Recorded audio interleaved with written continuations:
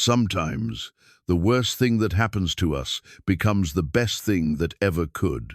Sometimes, being taken from everything we know leads us to everything we never knew we needed.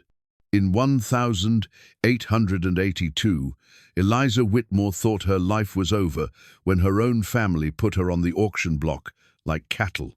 Jonas McGraw paid in gold dust and carried her to his mountain cabin with one demand: bear his sons or rot there until spring. She expected cruelty. She found a broken man who cooked her meals and gave her his own bed while he slept by the fire. She planned her escape every day. But as winter deepened, she discovered something that terrified her more than captivity. She was falling for her captor. The mountain man who stole her from the auction block was stealing something far more dangerous. He was stealing her heart. When spring came and the door stood unlocked, would she choose freedom or the man who showed her what love really meant? Before we jump back in, tell us where you're tuning in from, and if this story touches you, make sure you're subscribed, because tomorrow I've saved something extra special for you. The Montana Territory in the winter of 1882 was no place for the weak-hearted. When the wind howled down from the Rockies and the snow piled higher than a man's waist, even the hardiest souls questioned their decision to call this wilderness home. But Jonas McGraw had never been one to back down from a challenge, whether it came in the form of hostile weather or hostile men. His cabin sat nestled in a valley that most folks didn't even know existed, surrounded by towering pines that creaked and groaned under the weight of winter's burden. The nearest neighbor was 50 miles through treacherous mountain passes, and the closest town, Silver Bend, might as well have been on the moon when the snows came heavy. That isolation had been exactly what Jonas sought when he'd built this place with his own hands 5 years ago, back when solitude felt like salvation rather than punishment. The cabin itself was sturdy enough to weather any storm Mother Nature could throw at it. Built from massive pine logs that Jonas had felled and hewn himself, it featured thick walls that kept the cold at bay and a stone fireplace that could heat the single large room even on the coldest nights. A loft above provided sleeping quarters, accessible by a ladder Jonas had crafted from local birch. The floor was rough-hewn planks, worn smooth by years of boots and time, covered here and there with bear skins he'd taken during his early years in these mountains. But it was the small touches that revealed the man Jonas had once been, before grief had carved away pieces of his soul like wind-carved stone. A rocking chair sat near the fireplace, its runners worn smooth by countless evenings of gentle motion. Books lined a shelf he'd built into one wall, volumes of poetry, philosophy, and scripture that spoke to a mind that craved more than just survival. And hanging from a peg near the door was a simple gold wedding band on a leather cord, too small for his massive hands, but too precious to remove from sight. Jonas McGraw, at 38, was a man who commanded attention without seeking it. Standing 6'4" in his bare feet, with shoulders broad enough to frame a barn door, he moved through the world with the quiet confidence of someone who had nothing left to prove to anyone. His dark hair, streaked with premature silver at the temples, was usually tied back with a strip of leather to keep it from his eyes during work. Those eyes were the color of winter storms, gray-blue and distant, as if they were always looking at something the rest of the world couldn't see. His hands told the story of his life better than words ever could. Scarred from axe work and carpentry, calloused from years of hard labor, they were nevertheless capable of surprising gentleness. He could whittle a bird from a piece of pine so delicately it seemed ready to take flight, or coax music from an old harmonica with such tenderness that even the wind seemed to pause to listen. But those same hands had once worn a sheriff's badge, back when he'd believed in justice and the basic goodness of mankind. That was before Sarah, before the baby they'd lost, before the world had shown him that sometimes the good die young while the wicked prosper. The badge gathered dust in a drawer now, alongside other remnants of the man he'd been when hope still lived in his chest. 3 days ago, Jonas had ridden into Silver Bend for supplies and found himself witness to something that stirred emotions he'd thought long dead. The annual winter auction was in full swing, with folks trading livestock, tools, and goods to see them through until spring. But this year, something different was on the block, something that made Jonas's blood run cold and his fists clench at his sides. Eliza Whitmore stood on that platform like a queen facing execution, her chin raised in defiance, even as her hands trembled with cold and fear. At 26, she possessed the kind of beauty that men wrote poems about: golden hair that caught sunlight even on the greyest days, eyes the color of summer sky, and skin like fresh cream. But it was her bearing that truly set her apart. Despite the torn wedding dress that hung from her frame like tattered dignity, despite the circumstances that had brought her to this moment, she maintained a grace that spoke of good breeding and stronger will. The auctioneer's voice had carried across the crowd like a death knell. One runaway bride, guaranteed unspoiled, to settle the debts of Edmund Whitmore. What am I bid? Jonas had learned the story in bits and pieces from the whispered conversations around him. Eliza had fled from an arranged marriage to a man old enough to be her grandfather, a union designed to save her father's failing ranch and settle gambling debts that had grown beyond his ability to pay. When she'd run, taking only her mother's jewelry and the clothes on her back, her father had tracked her down and decided to recoup his losses, the only way he knew how, by selling her to the highest bidder. The crowd had been enthusiastic, their bids climbing as men considered what they might do with such a prize. But Jonas had seen something else in Eliza's eyes, a spark of fight that reminded him of a cornered wildcat, beautiful and dangerous in equal measure. When the bidding reached its peak and the auctioneer prepared to bring down his gavel, Jonas had stepped forward. 500 in gold dust, he'd called out, his voice cutting through the winter air like an axe through kindling. The crowd had fallen silent. 500 was more money than most of these men saw in 2 years, enough to buy a small ranch or start a new life somewhere else. The auctioneer's eyes had widened, and he'd looked around desperately for another bid, but no one else spoke. Sold to Mr. McGraw. Jonas had walked to the platform, ignoring the whispers and stares, and looked up at Eliza. For a moment, their eyes had met, and he'd seen something flicker in her gaze, fear, yes, but also curiosity. She'd heard the stories about Jonas McGraw, the hermit who lived alone in the mountains, the man they called Iron Hand for his reputation with both fists and firearms. But she'd also seen something in his face that the other bidders lacked, a sadness that matched her own, a recognition of pain that created an odd sort of kinship. He'd lifted her down from the platform as gently as he would handle a wounded bird, then led her to his horse without a word.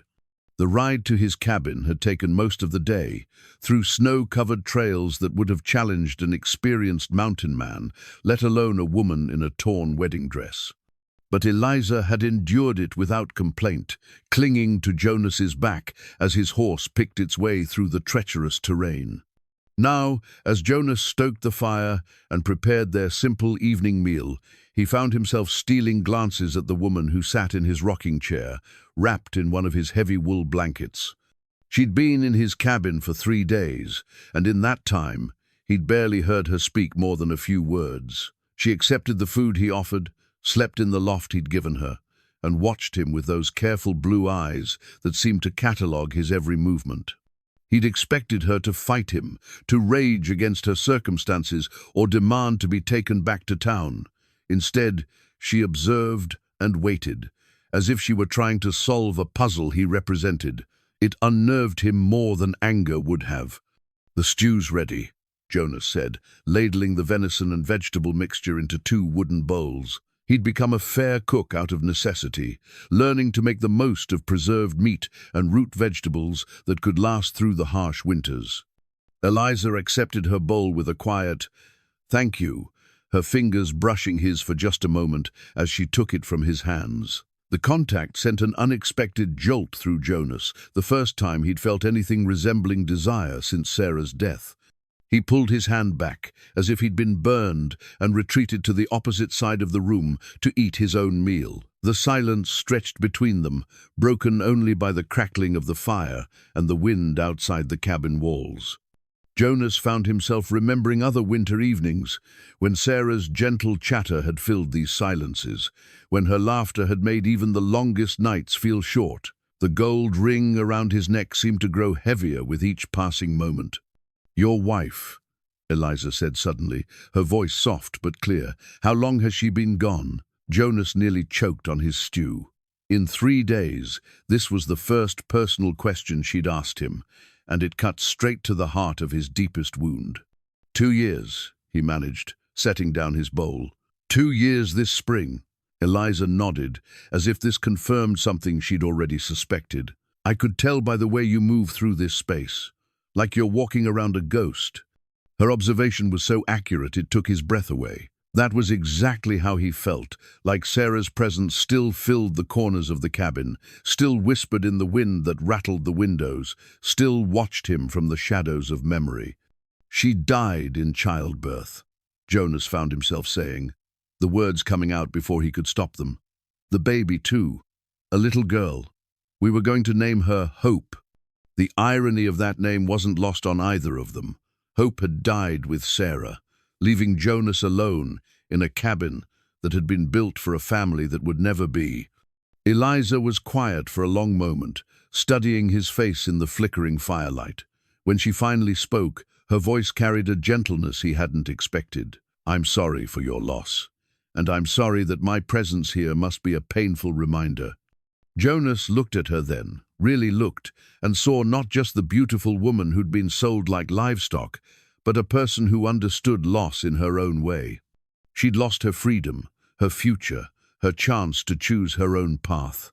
In some ways, they were both prisoners of circumstances beyond their control. "What about you?" Jonas asked. "What did you lose when you ran?" A shadow passed across Eliza's features. Everything and nothing, a life that was never really mine to begin with. A future that would have been a slow death. She set down her bowl and wrapped the blanket more tightly around her shoulders.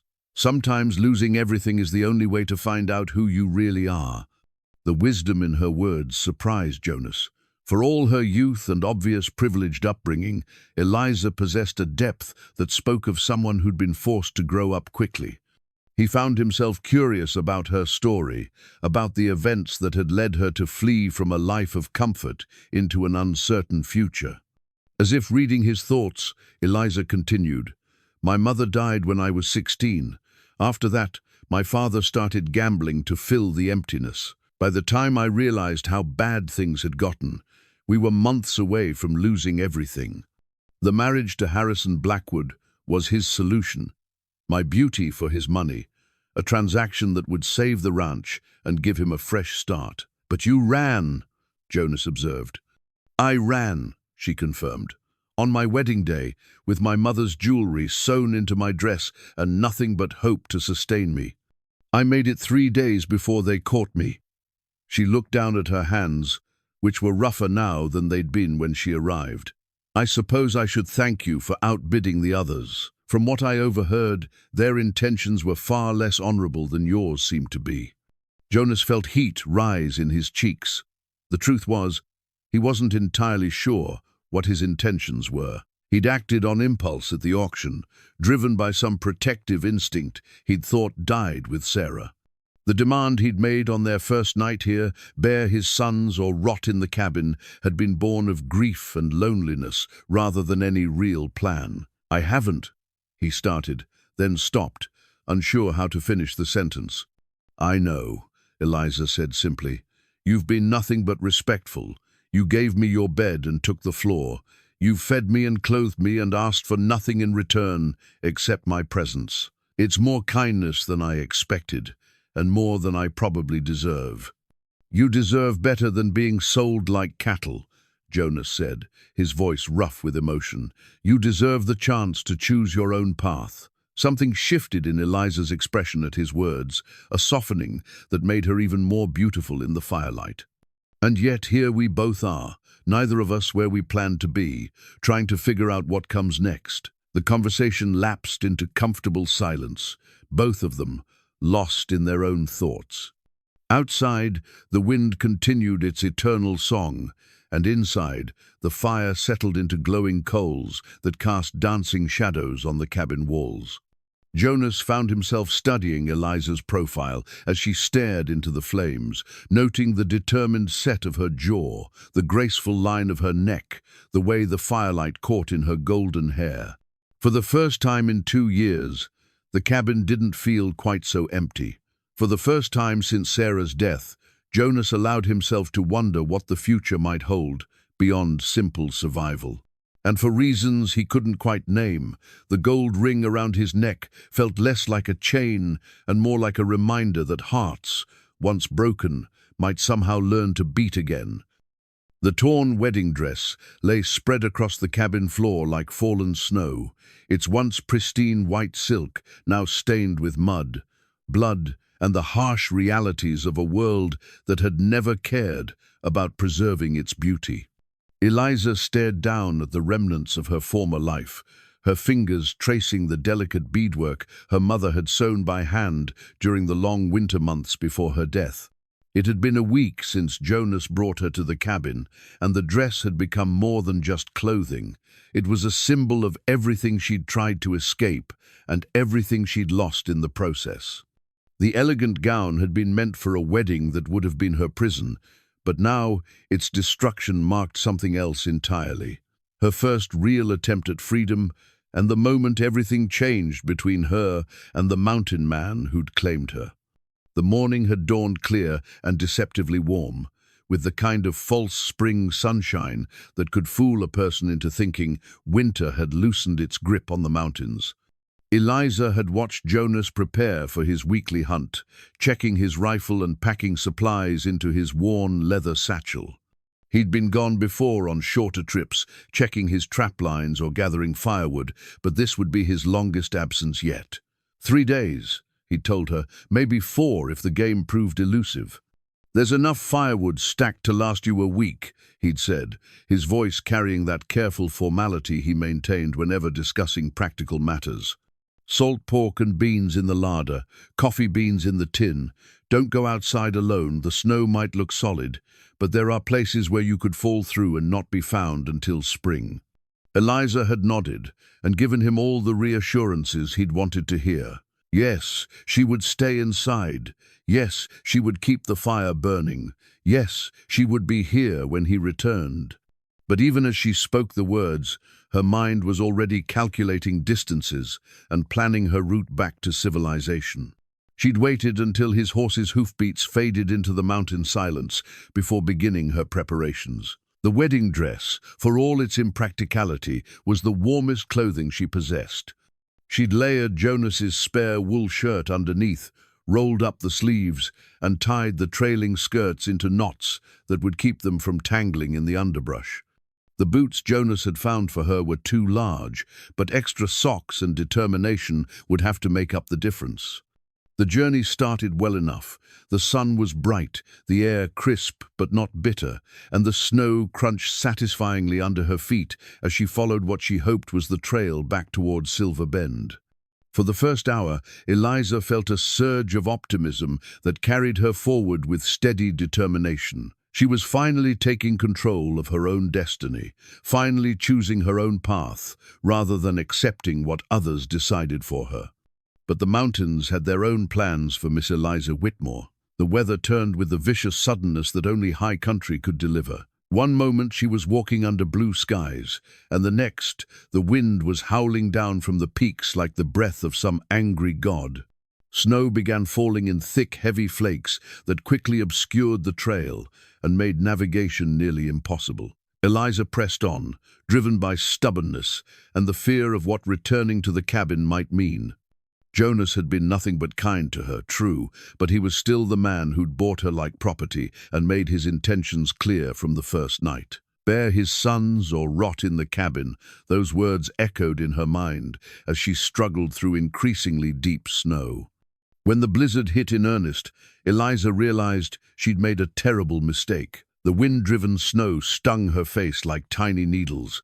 and the cold seemed to seep through her layered clothing as if it weren't there at all.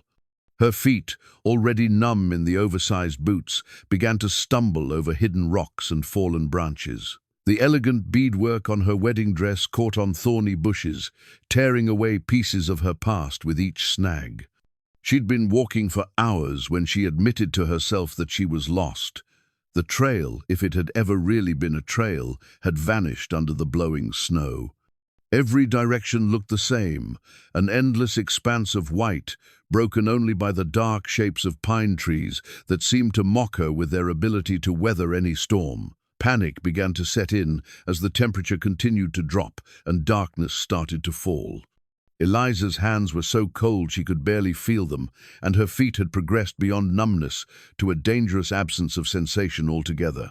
She knew enough about mountain winters to understand what that meant. Frostbite was setting in, and if she didn't find shelter soon, she would lose more than just her toes. That's when she saw the light. At first, she thought it was a hallucination brought on by cold and desperation, a warm, golden glow flickering through the storm like a beacon of hope. But as she stumbled toward it, fighting through snow that was now up to her thighs, the light grew stronger and more real. It was coming from the windows of Jonas's cabin, and the sight of it brought tears to her eyes that froze on her cheeks before they could fall. She never made it to the door. The combination of exhaustion, cold, and relief proved too much for her abused body. Eliza collapsed in the snow just 20 yards from safety, her wedding dress spread around her like a broken promise. The last thing she remembered was the sound of the cabin door slamming open and Jonas's voice calling her name through the storm. When she woke, she was naked under a pile of furs in front of the blazing fireplace, her body alternately burning and shivering as Jonas worked to restore her circulation. He'd stripped away her wet clothes and was methodically massaging her hands and feet, his touch clinical but gentle as he fought to bring the blood back to her extremities. "Don't try to talk," he said when he saw her eyes open. "You need to let your body warm up slowly. You came damn close to losing your toes to frostbite." Eliza wanted to say something, to apologize, to explain, to thank him, but her throat felt raw from breathing the frigid air, and her teeth were chattering too violently to form words. Instead, she lay there and let him work, watching his face in the firelight as he concentrated on saving the feet of the woman who'd tried to run away from him. There was no anger in his expression, no triumph at her failure, no satisfaction at having been proven right about the dangers of the mountain winter. Instead, she saw something that surprised her, relief so profound it was almost painful to witness. This was not the face of a man who'd been inconvenienced by a runaway captive. This was the face of a man who'd been terrified of losing something precious. "I thought you were dead," Jonas said quietly, his voice barely audible over the crackling fire. "When I came back and found you gone, when I saw the storm coming in, I thought I'd lost you before I ever really had you." The admission hung between them like smoke, revealing more than either of them was prepared to acknowledge. Eliza felt something shift inside her chest, a crack in the wall she'd built around her heart since arriving at the cabin. This man had risked his own life to search for her in a blizzard. He'd spent hours working to save her from the consequences of her own foolish decision. And now he was admitting that her loss would have meant something to him beyond the simple failure of a business transaction. "Why?" she managed to whisper, her voice hoarse but audible. Jonas stopped his ministrations and looked directly into her eyes. "Because somewhere in the last week, you stopped being the woman I bought and started being the woman I—" He stopped himself, shaking his head as if he'd said too much. "The woman you what?" Eliza pressed, ignoring the way her voice cracked on the words. For a long moment, Jonas didn't answer. He returned his attention to her feet, working his thumbs along her arches as feeling slowly returned to her toes. When he finally spoke, his words were so quiet she had to strain to hear them. "The woman I've started to care about." The simple honesty of his admission hit Eliza like a physical blow. She'd expected many things from this man: dominance, cruelty, indifference, but never this kind of vulnerable truth. Jonas McGraw, the mountain hermit who'd bought her like property, was confessing that she'd somehow worked her way past his defenses and into his guarded heart. "I scared you," she said, "and it wasn't a question. Terrified me," he confirmed. "When I found your tracks leading away from the cabin, when I realized what you'd tried to do, it was like losing Sarah all over again. The helplessness, the fear, the knowledge that I might be too late to save someone I—" Again, he stopped himself before finishing the thought. But Eliza had heard enough to understand what he wasn't saying. In the space of a week, while she'd been planning her escape and thinking of him as her captor, Jonas had been falling in love with her. The realization was both terrifying and oddly thrilling. She'd spent so many years being seen as a commodity, a beautiful daughter to be married off for financial gain, a runaway bride to be sold to the highest bidder, that the idea of being genuinely cherished for herself was almost incomprehensible. "I'm sorry," she whispered, and meant it. "I didn't think about what it would do to you. I just knew I had to try." Jonas nodded, his hands never stopping their gentle work. "I understand why you ran. I do. I bought you like you were livestock, brought you here against your will, made demands without asking what you wanted. If I were in your position, I would have done the same thing." The acknowledgement of her autonomy, of her right to choose her own path, was something Eliza had never heard from any man in her life. Her father had made decisions for her based on financial necessity. Her intended husband had seen her as a prize to be won and possessed. But Jonas was admitting that her feelings and desires mattered, even when they conflicted with his own wants. "What happens now?" she asked. Jonas was quiet for so long that Eliza began to think he wouldn't answer. When he finally spoke, his words carried a weight that made her heart race. "Now you make a choice, a real choice, not one forced on you by circumstances or other people's debts." He looked up from her feet and met her eyes directly. "When spring comes and the pass is clear, I'll take you wherever you want to go. Back to town, to the railroad, to anywhere you can start over, with a clean slate. I'll give you money enough to make a new life, and I'll never bother you again." The offer was everything Eliza had thought she wanted: freedom, independence, the chance to forge her own destiny. But hearing it spoken aloud, she felt an unexpected pang of loss at the thought of leaving this cabin, this mountain, this complicated man who'd somehow become more than just her captor. "And if I choose to stay?" she asked, surprised by her own boldness. Jonas's hands stilled on her feet, and she saw something flicker in his storm-grey eyes: hope, carefully controlled but unmistakably present. "If you choose to stay," he said slowly, "it would be as my wife in truth, not just in name, as my partner, not my property, as the woman I love, not the woman I bought." The word love hung in the air between them like a bridge, fragile, uncertain, but undeniably real. Eliza felt tears prick her eyes as she realized that for the first time in her life, someone was offering her a choice based on love rather than obligation, desire rather than duty. "I don't have to decide tonight, do I?" she asked. Jonas smiled then, the first real smile she'd seen from him since arriving at the cabin. It transformed his entire face, replacing the stern mountain man with someone younger, warmer, infinitely more appealing.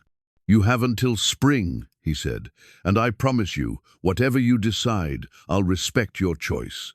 As Eliza drifted back to sleep under the warm furs, her body finally recovering from its ordeal, she found herself thinking not about the freedom that awaited her in the outside world, but about the man who'd just offered her something far more precious: the freedom to choose love on her own terms. The hand-carved wooden comb lay nestled in Eliza's palm like a delicate bird, its smooth surface warm from Jonas's careful attention to every curve and detail.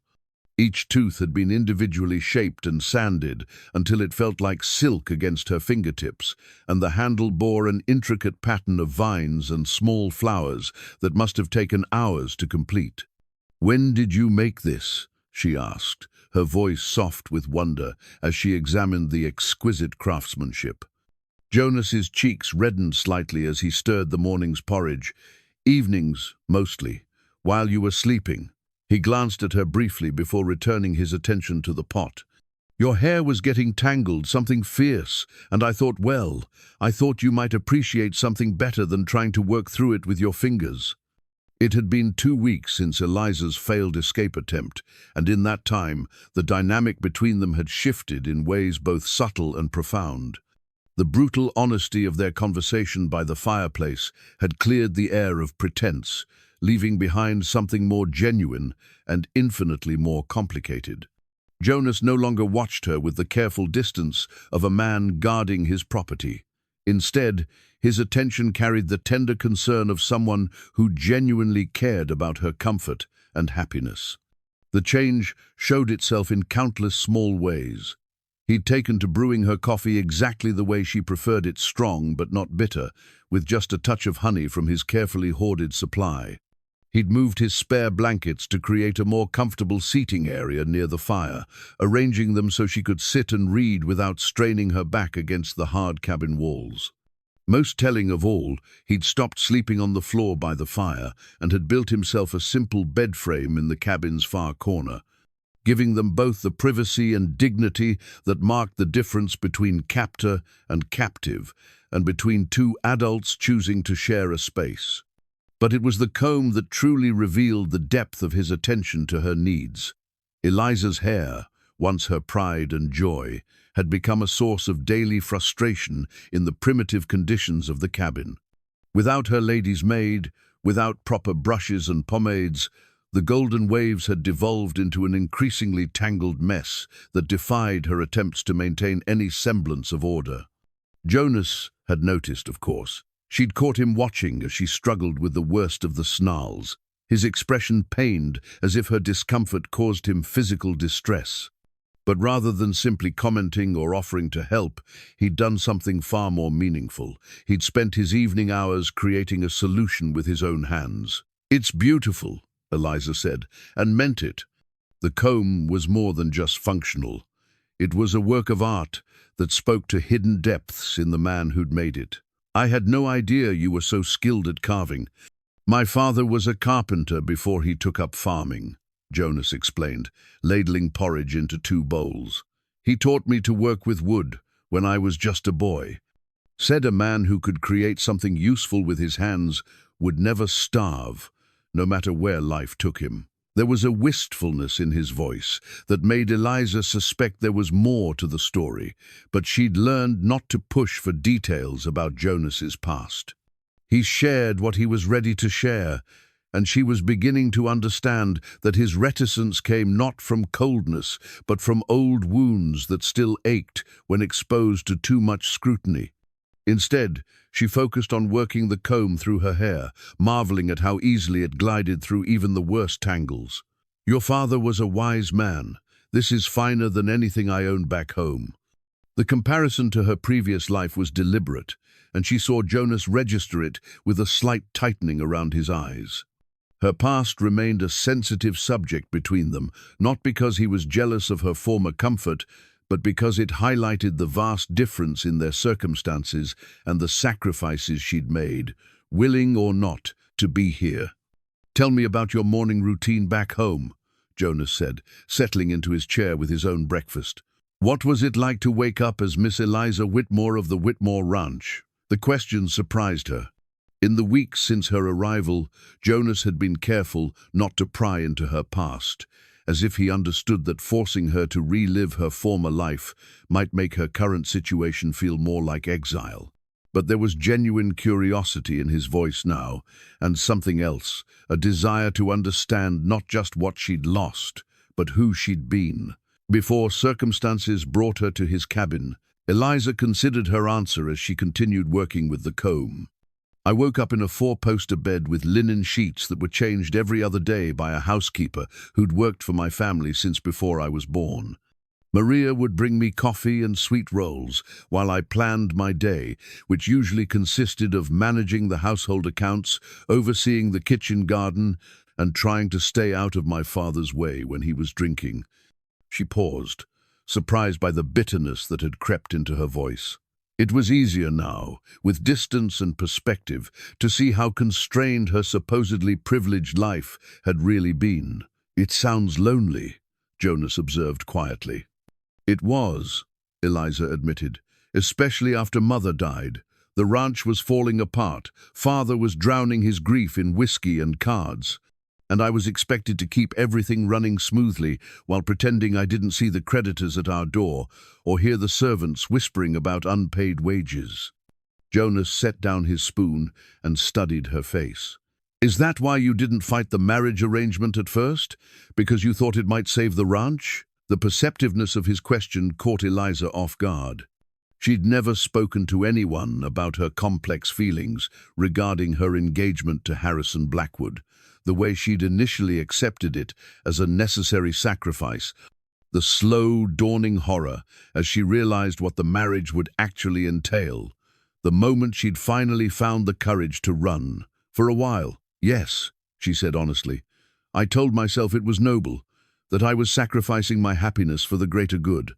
It wasn't until I met Harrison, really met him, not just smiled politely at him during Sunday dinners, that I understood what I was actually agreeing to." Jonas's jaw tightened. "What kind of man was he?" Eliza shuddered slightly at the memory. "The kind who saw me as an ornament to display at social functions and a vessel for producing heirs. He made it very clear that my opinions, my desires, my very thoughts were irrelevant to his plans for our marriage. When I tried to suggest that I might like to continue managing some aspects of household affairs after our wedding, he laughed and told me that my pretty little head needn't worry about such things. "That's when you decided to run," Jonas said, "and it wasn't a question. That's when I realized that death might be preferable to the life he was offering me," Eliza corrected. "Running was just the first step. I had no real plan beyond getting as far away as possible and hoping I could figure out how to support myself once I reached civilization." Jonas was quiet for a long moment, his breakfast forgotten as he processed her words. When he finally spoke, his voice carried a rough edge of emotion that made her heart skip. "I'm glad you ran, even if it brought you here under circumstances neither of us would have chosen. I'm glad you had the courage to choose uncertainty over a life that would have slowly killed your spirit." The simple validation meant more to Eliza than she could express. For months, she'd second-guessed her decision to flee, wondering if she was being selfish and dramatic, if she should have found a way to endure marriage to Harrison for the sake of her family's legacy. But Jonas saw her choice for what it really was, an act of self-preservation, a refusal to let others reduce her to a commodity. "What about you?" she asked, eager to shift the focus away from her own painful memories. "What was your life like before?" She gestured around the cabin, not wanting to specifically mention Sarah's death.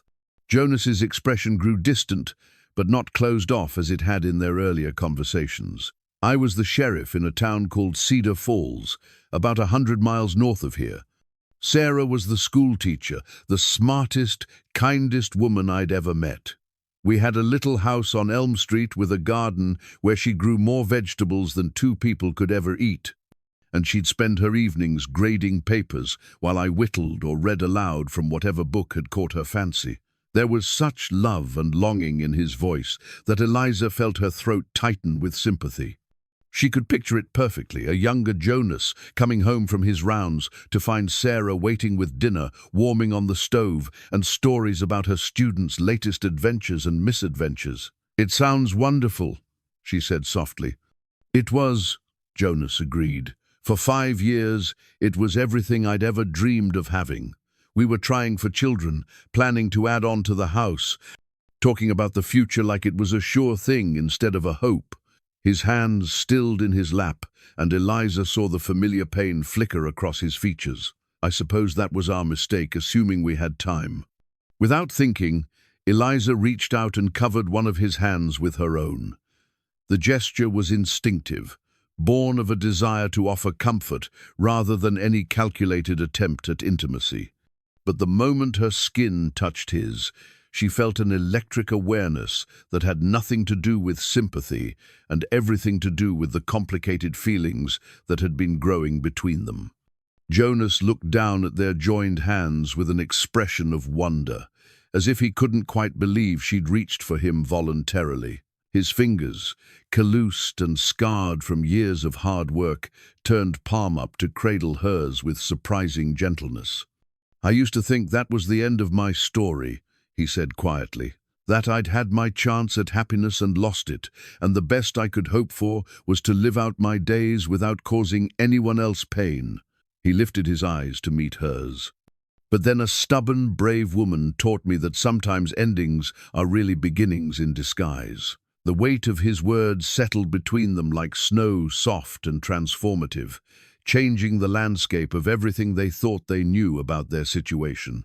Eliza realized that somewhere in the past 2 weeks, she'd stopped thinking of Jonas as the man who'd bought her and started seeing him as the man who'd chosen to save her, to protect her, to care for her in ways that had nothing to do with ownership and everything to do with genuine affection. "Jonas," she began, not sure what she wanted to say, but knowing she needed to acknowledge what was happening between them. But before she could find the words, a sound from outside the cabin made them both freeze, the distant but unmistakable sound of horses approaching through the snow. Jonas was on his feet instantly, his hand moving to the rifle that hung above the fireplace. "Stay here," he commanded, his voice carrying the authority of his former profession, "and stay away from the windows." As Jonas moved toward the door with the fluid grace of a man accustomed to danger, Eliza felt her heart begin to race. Who could be traveling through the mountains in winter? What did they want? And most importantly, would their arrival destroy the fragile peace she and Jonas had begun to build in their isolated sanctuary? The wooden comb fell from her suddenly nerveless fingers, landing on the cabin floor with a soft thud that sounded like the end of something precious. The pressed wildflower fell from between the pages of Jonas's Bible like a whispered secret, its delicate purple petals still holding traces of color despite the years that had passed since it was picked. Eliza stared down at the fragile blossom where it lay on the cabin floor, her heart constricting as she realized what she'd stumbled upon. The visitors had turned out to be harmless, a traveling minister making his winter rounds to the isolated homesteads, accompanied by his grown son, who served as both guide and protection. They'd stayed for dinner and evening prayers, sharing news from the outside world and bringing a welcome break from the intense solitude that had defined Eliza and Jonas's existence. But now they were gone, continuing their journey to the next settlement, and the cabin felt more isolated than ever. It was while cleaning up after their guests that Eliza had accidentally knocked Jonas's Bible from its place on the shelf. The book had fallen open, and the flower had drifted free like a memory made manifest. She knelt to retrieve it, her fingers trembling as she recognized the significance of what she held. "That's a mountain violet," Jonas said quietly from behind her. "They bloom early in the spring, just when you think winter will never end."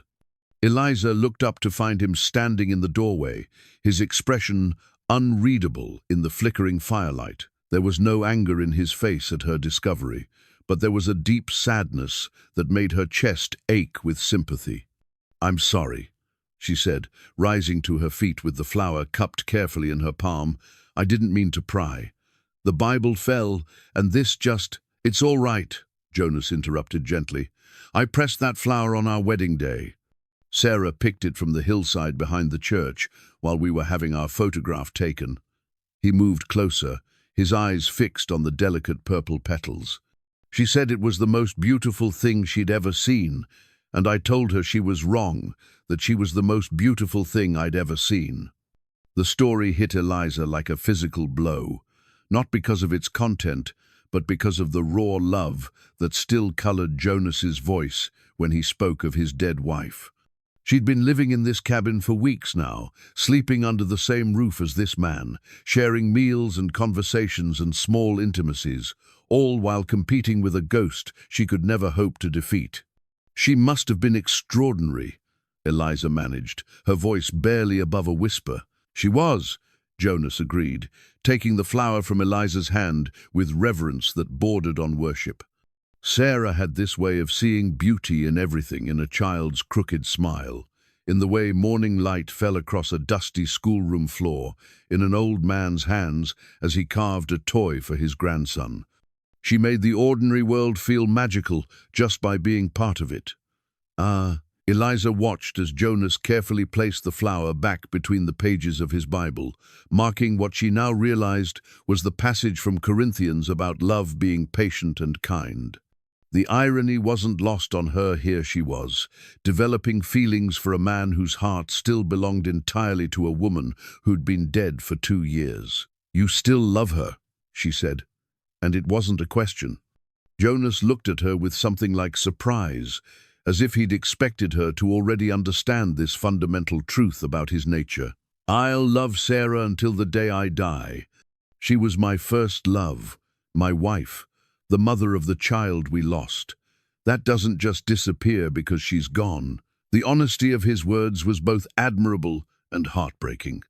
Eliza had been raised on romantic novels that suggested love was a finite resource, that a man could only truly love one woman at a time, and that finding new love required letting go of the old. But Jonas was teaching her that real love was more complicated than fiction suggested, that the human heart was capable of holding multiple truths simultaneously.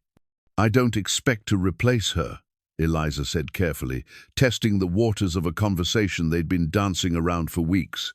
"I wouldn't want to, even if I could. But I need to know, is there room in your heart for someone else? Or am I living with a man who's already given away all of himself to a ghost?"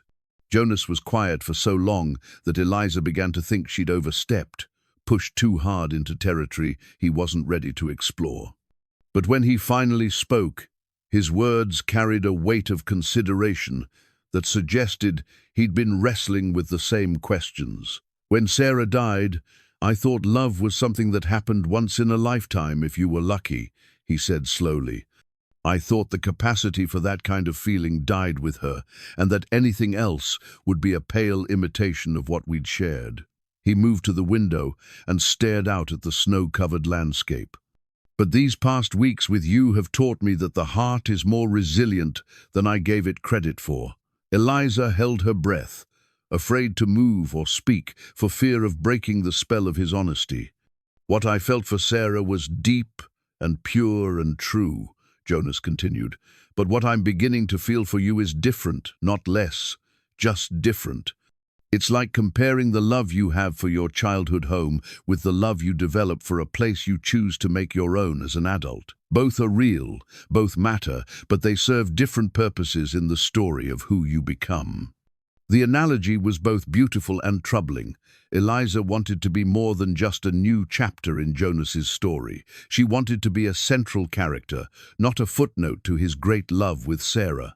But she was beginning to understand that love, real love, wasn't about erasing the past or pretending that previous relationships hadn't shaped the people they'd become.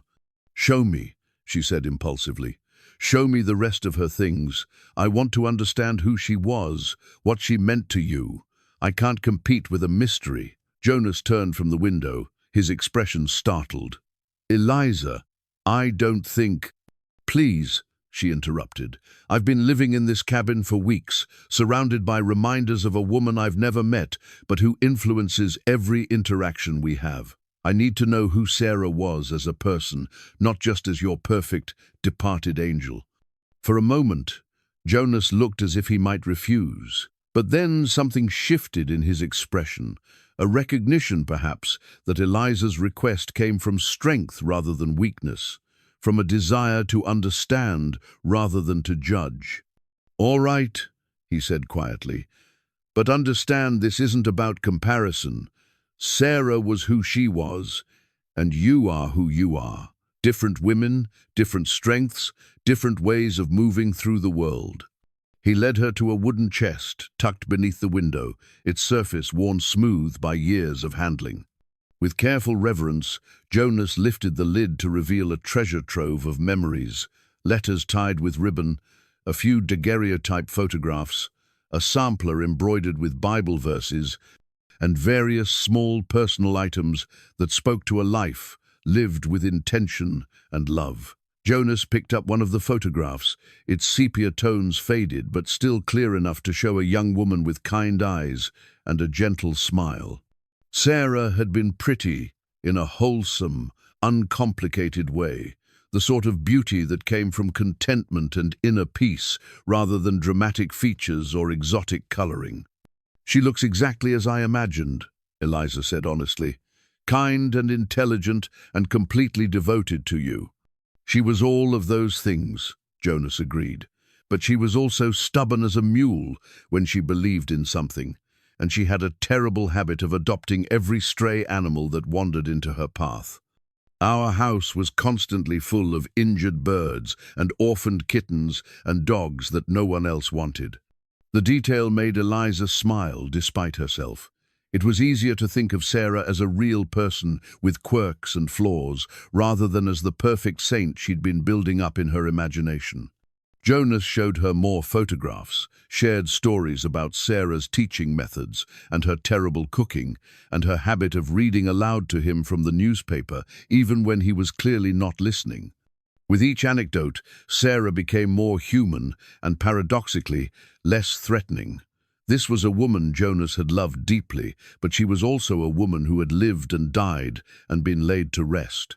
She was not Eliza's competition, she was simply part of Jonas's history. "What about the baby?" Eliza asked gently, noticing a tiny white dress among the mementos. Jonas's face tightened with old pain. "We never got to meet her properly. Sarah carried her for 7 months before." He stopped, unable to finish the sentence. "We buried them together in the cemetery behind the church in Cedar Falls. I visit their graves every year on the anniversary." The image of Jonas making that pilgrimage, of him standing alone over the graves of his wife and child, broke something open in Eliza's chest. She understood now why he'd retreated to this isolated cabin, why he'd sworn off human connection, why her presence in his life represented such a fundamental challenge to the walls he'd built around his wounded heart. "I'm not trying to replace them," she said softly. "I couldn't, even if I wanted to. But Jonas, they're gone, and you're still here. Sarah wouldn't want you to spend the rest of your life alone, mourning what you lost, instead of celebrating what you might still find." Jonas looked at her then with an expression she'd never seen before: surprise, gratitude, and something that might have been the beginning of hope. "How did you become so wise?" he asked. Eliza thought of her own losses, her mother's death, her father's decline, the destruction of everything she'd thought her future would hold. Loss teaches wisdom if you let it. The question is whether you use that wisdom to build walls or bridges. As if drawn by some invisible force, Jonas reached out and touched her face, his calloused fingers tracing the line of her cheek with infinite gentleness. The gesture was tender rather than passionate, but it sent heat racing through Eliza's veins nonetheless. "I think," Jonas said slowly, "that I'm ready to start building bridges." The admission hung between them like a promise, fragile but full of possibility. Eliza felt her heart begin to race as she recognized the significance of the moment. This was Jonas choosing to step out of the shadow of his grief and into the uncertain light of a new beginning. "I'd like that," she whispered, her voice barely audible over the crackling of the fire. Jonas's thumb brushed across her lower lip, and Eliza felt herself lean into the touch, despite every rational thought that told her to be cautious. This man had bought her, brought her to his isolated cabin, made demands that should have terrified her. But somewhere in the past weeks, he'd also shown her kindness, respect, and a depth of feeling that had nothing to do with ownership and everything to do with genuine care. "Eliza," he said, her name like a prayer on his lips. She knew he was asking permission, seeking confirmation that she wanted this as much as he did. The answer was complicated, bound up in questions of choice and circumstance, of genuine feeling versus Stockholm syndrome, of what it meant to find love in a situation that had begun with such fundamental inequality. But looking into Jonas's storm-grey eyes, seeing the vulnerability and hope he was offering her, Eliza realized that sometimes the heart made decisions that the mind couldn't fully explain or justify. "Yes," she breathed, and it was answer enough. When Jonas kissed her, it was with the reverence of a man who'd thought he'd never have the chance to hold another woman again. His lips were soft, despite their rough exterior, and he tasted of coffee and mountain air, and something indefinably masculine that made Eliza's knees weak. The kiss was gentle, questioning, full of the careful restraint of a man who wanted to take nothing that wasn't freely given. But Eliza had spent too many years having her choices made for her by others. This kiss, this moment was hers to claim. She wound her arms around Jonas's neck and kissed him back with all the passion and longing that had been building between them since that first honest conversation by the fireplace. When they finally broke apart, both breathing hard, Jonas rested his forehead against hers and closed his eyes. "This changes things," he said quietly. "Yes," Eliza agreed, "it does." They stood there in the golden glow of the firelight, surrounded by the relics of Jonas's past, but looking toward a future that neither of them had planned, but both were beginning to want. Outside, the wind continued its eternal song through the pines, and the snow fell steadily, sealing them in their mountain sanctuary, where anything seemed possible and love could grow in the most unlikely soil. The half-finished baby cradle sat hidden in the cabin's loft like a shrine to broken dreams, its smooth wooden rails and carefully carved spindles speaking to hours of hopeful labor that would never see completion. Eliza discovered it by accident while searching for extra blankets during a particularly cold snap, her hands freezing mid-reach as she realized what she was looking at. The craftsmanship was exquisite, even in its unfinished state. Jonas had carved delicate roses along the headboard, their petals so realistic they seemed ready to unfurl at any moment. The wood itself had been selected with obvious care, pale birch that would have glowed like moonlight once properly finished and polished. It was the kind of cradle that spoke of deep love and infinite patience, crafted by a man who'd believed his child would sleep safely within its embrace. Eliza sank to her knees beside the cradle, her throat tight with emotion as she traced the carved roses with trembling fingers. This wasn't just furniture, this was the physical manifestation of Jonas's dreams for the future he'd planned with Sarah. Every smooth curve, every careful joint spoke to his vision of a family that would fill this isolated cabin with laughter and love. "I wondered when you'd find that." Jonas's voice from the ladder opening made Eliza startle, but there was no anger in his tone, only a deep weariness that spoke to old pain reluctantly revisited. "I'm sorry," Eliza said, starting to rise. "I was just looking for blankets, and I—" "Don't apologize," Jonas interrupted, climbing the rest of the way into the loft. "It's not a secret, just something I haven't been able to look at for a long time." He moved to sit beside her on the rough wooden floor, his large frame seeming oddly diminished in the cramped space beneath the slanted roof. They sat in silence for a moment, both staring at the cradle that had become a monument to loss. Eliza could feel the weight of Jonas's grief pressing down on them like the low ceiling above their heads. "I started it the day Sarah told me she was with child," Jonas said finally. "She was so excited. She'd been planning the nursery since our wedding day, talking about what we'd name the baby, whether it would have her green eyes or my stubborn chin." His voice carried a mixture of love and pain that made Eliza's heart ache. "I wanted to give her something special, something that would last for generations." Eliza could picture it perfectly, a younger Jonas, full of hope and anticipation, spending his evenings in this loft while Sarah read or sewed downstairs. The sound of his tools, a gentle counterpoint to their quiet domestic happiness. "It's beautiful," she said softly, "even unfinished. It's the most beautiful thing I've ever seen." Jonas glanced at her with surprise. "How can you say that? It's just a reminder of everything I couldn't protect, everything I failed to save." The self-recrimination in his voice broke Eliza's heart. She turned to face him fully, her hands reaching out to cover his, where they rested on his knees.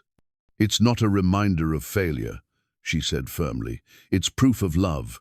Every hour you spent working on this, every careful detail you carved that was love made manifest. The fact that tragedy struck doesn't diminish the love that created this cradle. If anything, it makes it more precious." Jonas looked at her as if she'd spoken in a foreign language. "But it will never be used. No child will ever sleep in it. It's just empty." "It doesn't have to stay empty," Eliza said quietly, the words coming out before she could stop them. The silence that followed was so profound that Eliza could hear her own heartbeat thundering in her ears. She'd spoken without thinking, revealing hopes and desires she'd barely acknowledged to herself. But now that the words were out, she found she didn't want to take them back. Jonas stared at her with an expression of stunned disbelief. "Eliza, what are you saying?" She took a deep breath, summoning courage she didn't know she possessed. "I'm saying that maybe this cradle doesn't have to be a monument to the past. Maybe it could be a promise for the future." The hope that flickered in Jonas's eyes was almost painful to witness. "You would want that, children, here with me, in this isolated place so far from everything you've known?" Eliza thought of her former life, the grand house that had been falling apart around them, the social obligations that had felt more like shackles than privileges, the marriage that would have trapped her with a man who saw her as property rather than partner. Then she looked around the loft, where she sat with Jonas, crude and simple but filled with the evidence of his love and care. "This cabin has more love in its walls than the Whitmore mansion ever did," she said honestly, "and you've shown me what it means to be valued for who I am rather than what I represent. If we're talking about futures and possibilities, then yes, I want that future to include children who will know they're wanted and cherished from the moment they draw breath." Jonas's hands turned palm up beneath hers, his fingers intertwining with her own, as if he were afraid she might disappear if he didn't hold on tight enough. "I used to dream about teaching a son to hunt and fish, about Sarah teaching a daughter to read and write," he admitted. "After they died, I convinced myself those dreams were selfish, that I didn't deserve another chance at the happiness I'd failed to protect." "Dreams aren't selfish," Eliza said. "They're hope-wearing work clothes. And you didn't fail, Sarah, and your daughter tragedy isn't a failure, it's just tragedy. But choosing to live in that tragedy forever, refusing to believe you deserve love and family and joy, that would be a failure." The wisdom in her own words surprised Eliza. She was 26 years old, unmarried, and until recently had been living the constrained life of a spinster daughter managing a failing ranch. But loss had indeed taught her wisdom, and heartbreak had given her insight into the difference between existing and living. "When spring comes," Jonas said slowly, "and the path is clear, and you have to make your choice about staying or going, this changes that decision, doesn't it? Knowing that I want not just you, but a life with you, a family." Eliza nodded, feeling the weight of responsibility settle on her shoulders like a familiar cloak. The choice she'd thought was simply between freedom and affection had become something much more complex. A choice between the independence she'd fought for and the family she'd never allowed herself to dream of having. "It changes everything," she agreed, "because now I'm not just choosing whether to stay with you. I'm choosing whether to build something entirely new, a life that belongs to both of us, not to the people we were before we found each other." Jonas lifted their joined hands and pressed his lips to her knuckles, the gesture both tender and reverent. "I want to finish this cradle," he said quietly, "not as a shrine to the past, but as an act of faith in the future. Will you help me?" The question carried layers of meaning that went far beyond carpentry. He was asking her to commit to the dream they were building together, to take an active role in creating the life they might share. It was a request for partnership in its truest sense, not just romantic love, but the practical, daily work of building a future together. "Yes," Eliza said, her voice steady despite the magnitude of what she was agreeing to. "I'd be honored to help you finish it." They spent the rest of the afternoon in the loft, with Jonas explaining his plans for the cradle's completion while Eliza offered suggestions and asked questions that revealed her genuine interest in the project. As they worked together to sand the existing pieces and plan the final details, Eliza felt something shift between them, a deepening of their connection that went beyond physical attraction or emotional support. This was partnership in its most fundamental form, two people working together to create something beautiful and meaningful, something that would outlast them both and serve as testament to the love they'd discovered in the most unlikely circumstances. When they finally climbed down from the loft as darkness began to fall, Eliza felt as if she were descending into a different life than the one she'd left that morning.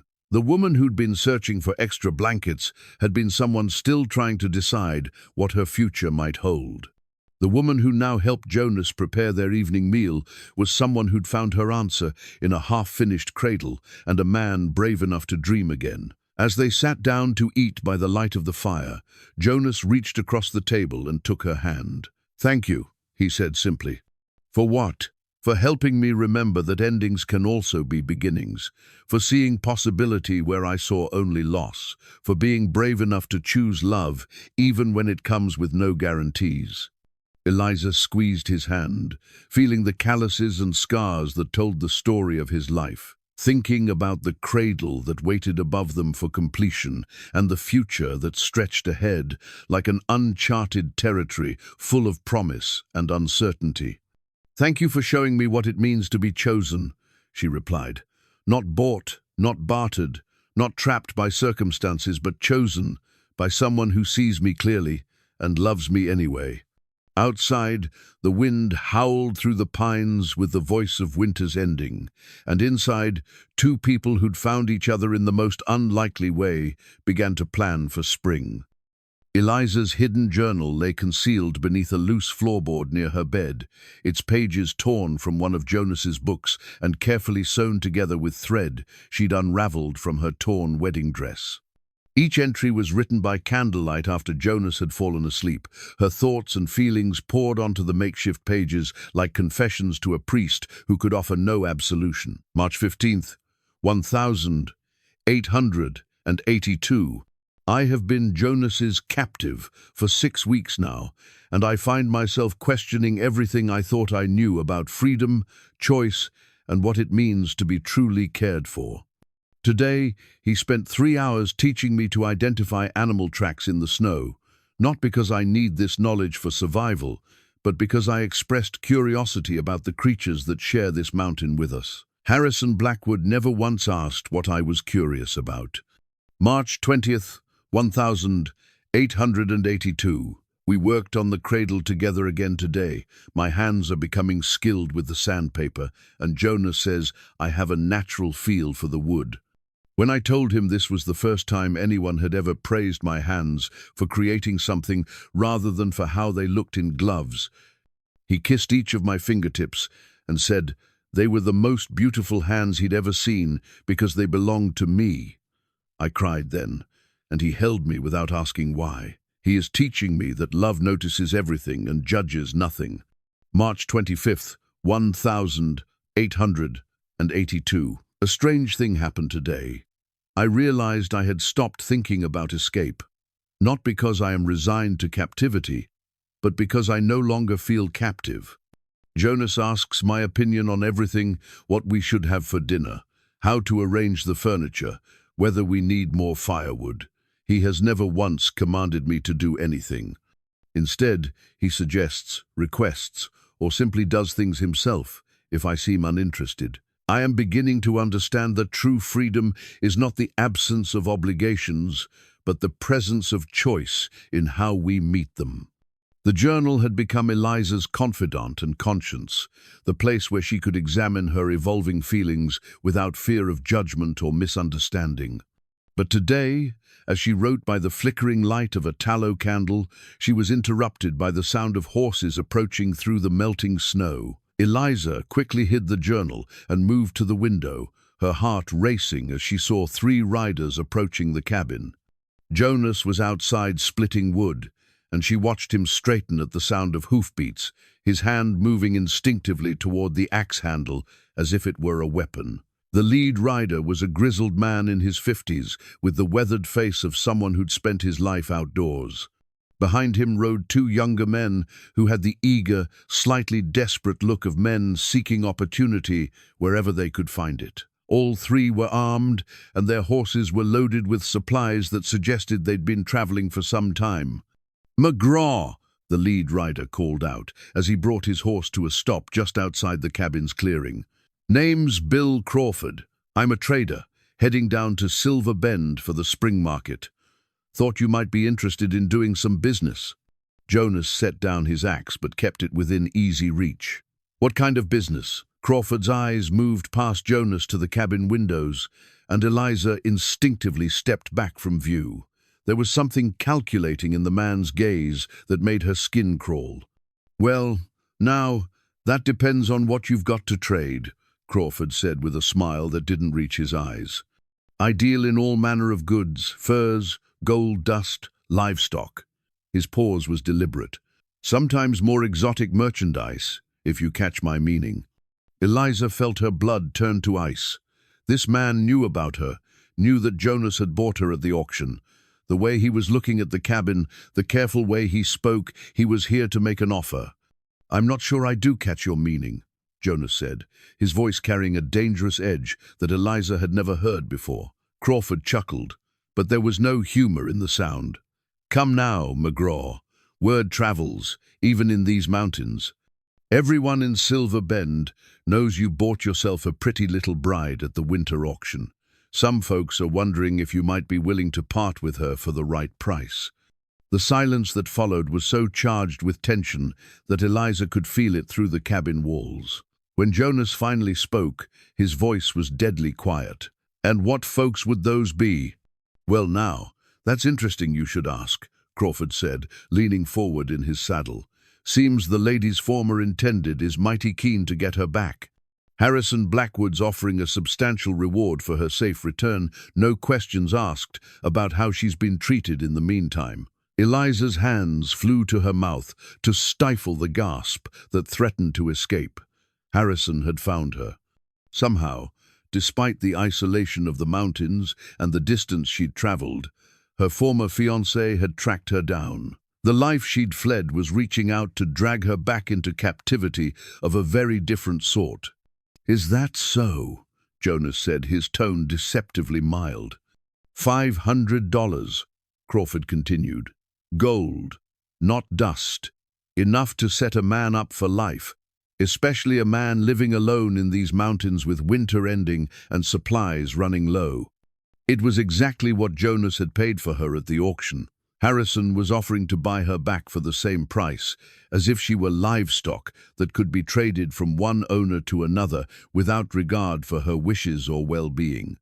Eliza held her breath, waiting for Jonas's response. This was the test she'd been dreading, without realizing it, the moment when Jonas would have to choose between his feelings for her and a substantial financial gain. $500 was more money than most people saw in several years. It would be enough to make his isolated life comfortable for decades to come. "Well," Jonas said slowly, "that is quite an offer." Eliza's heart sank. The careful way he spoke, the pause before responding, was he actually considering it? Had she misjudged him so completely? Had all his talk of choice and partnership been just another form of manipulation? "I thought you might see it that way," Crawford said, his smile growing more confident. "A practical man knows when to cut his losses and take a profit. The woman's been well used, I'm sure, but Blackwood doesn't seem to mind. Says a few months in the wilderness will have taught her proper obedience." The crude words hit Eliza like physical blows. Harrison thought of her ordeal as a lesson in submission, a way to break her spirit and make her more manageable as a wife.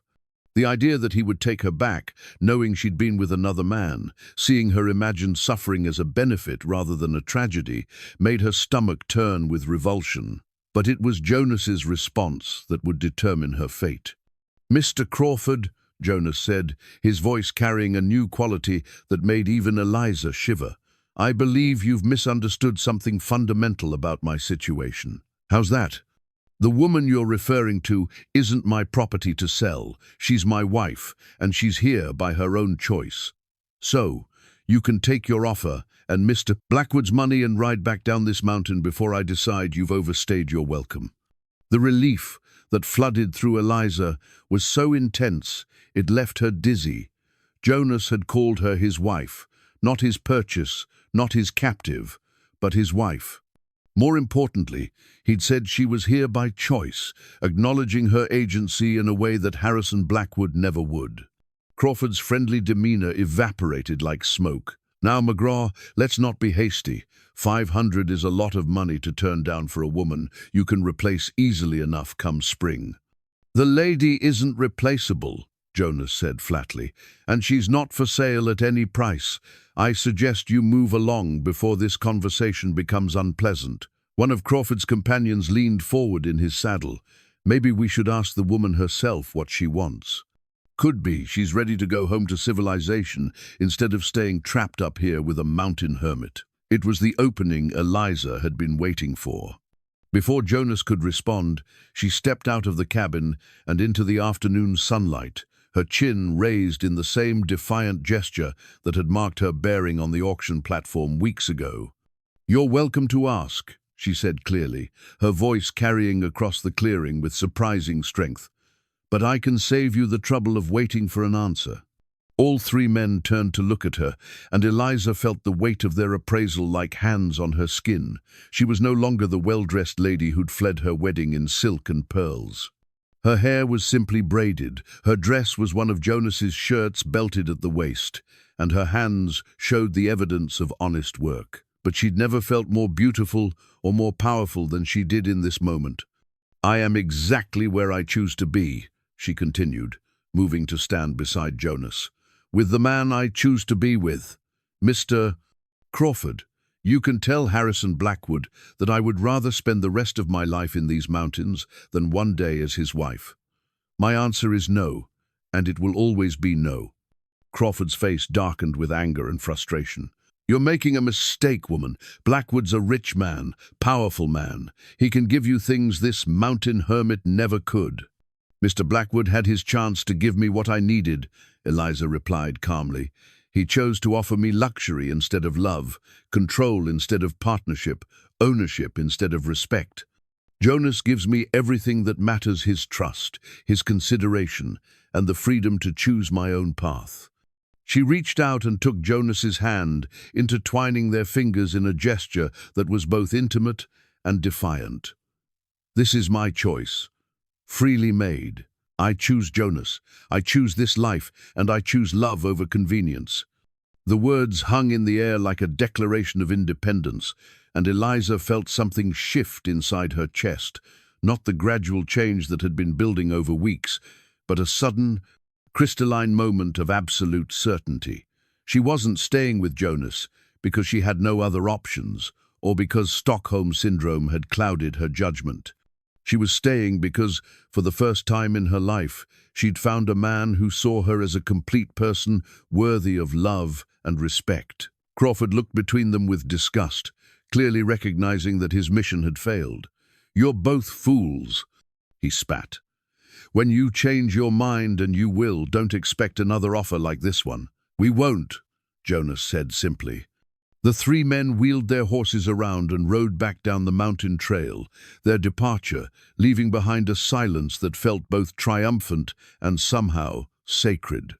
Eliza realized she was trembling, not from fear, but from the magnitude of what had just happened. "That was quite a speech," Jonas said softly, his thumb stroking across her knuckles. "It was quite an offer to refuse," Eliza replied. $500 is a fortune."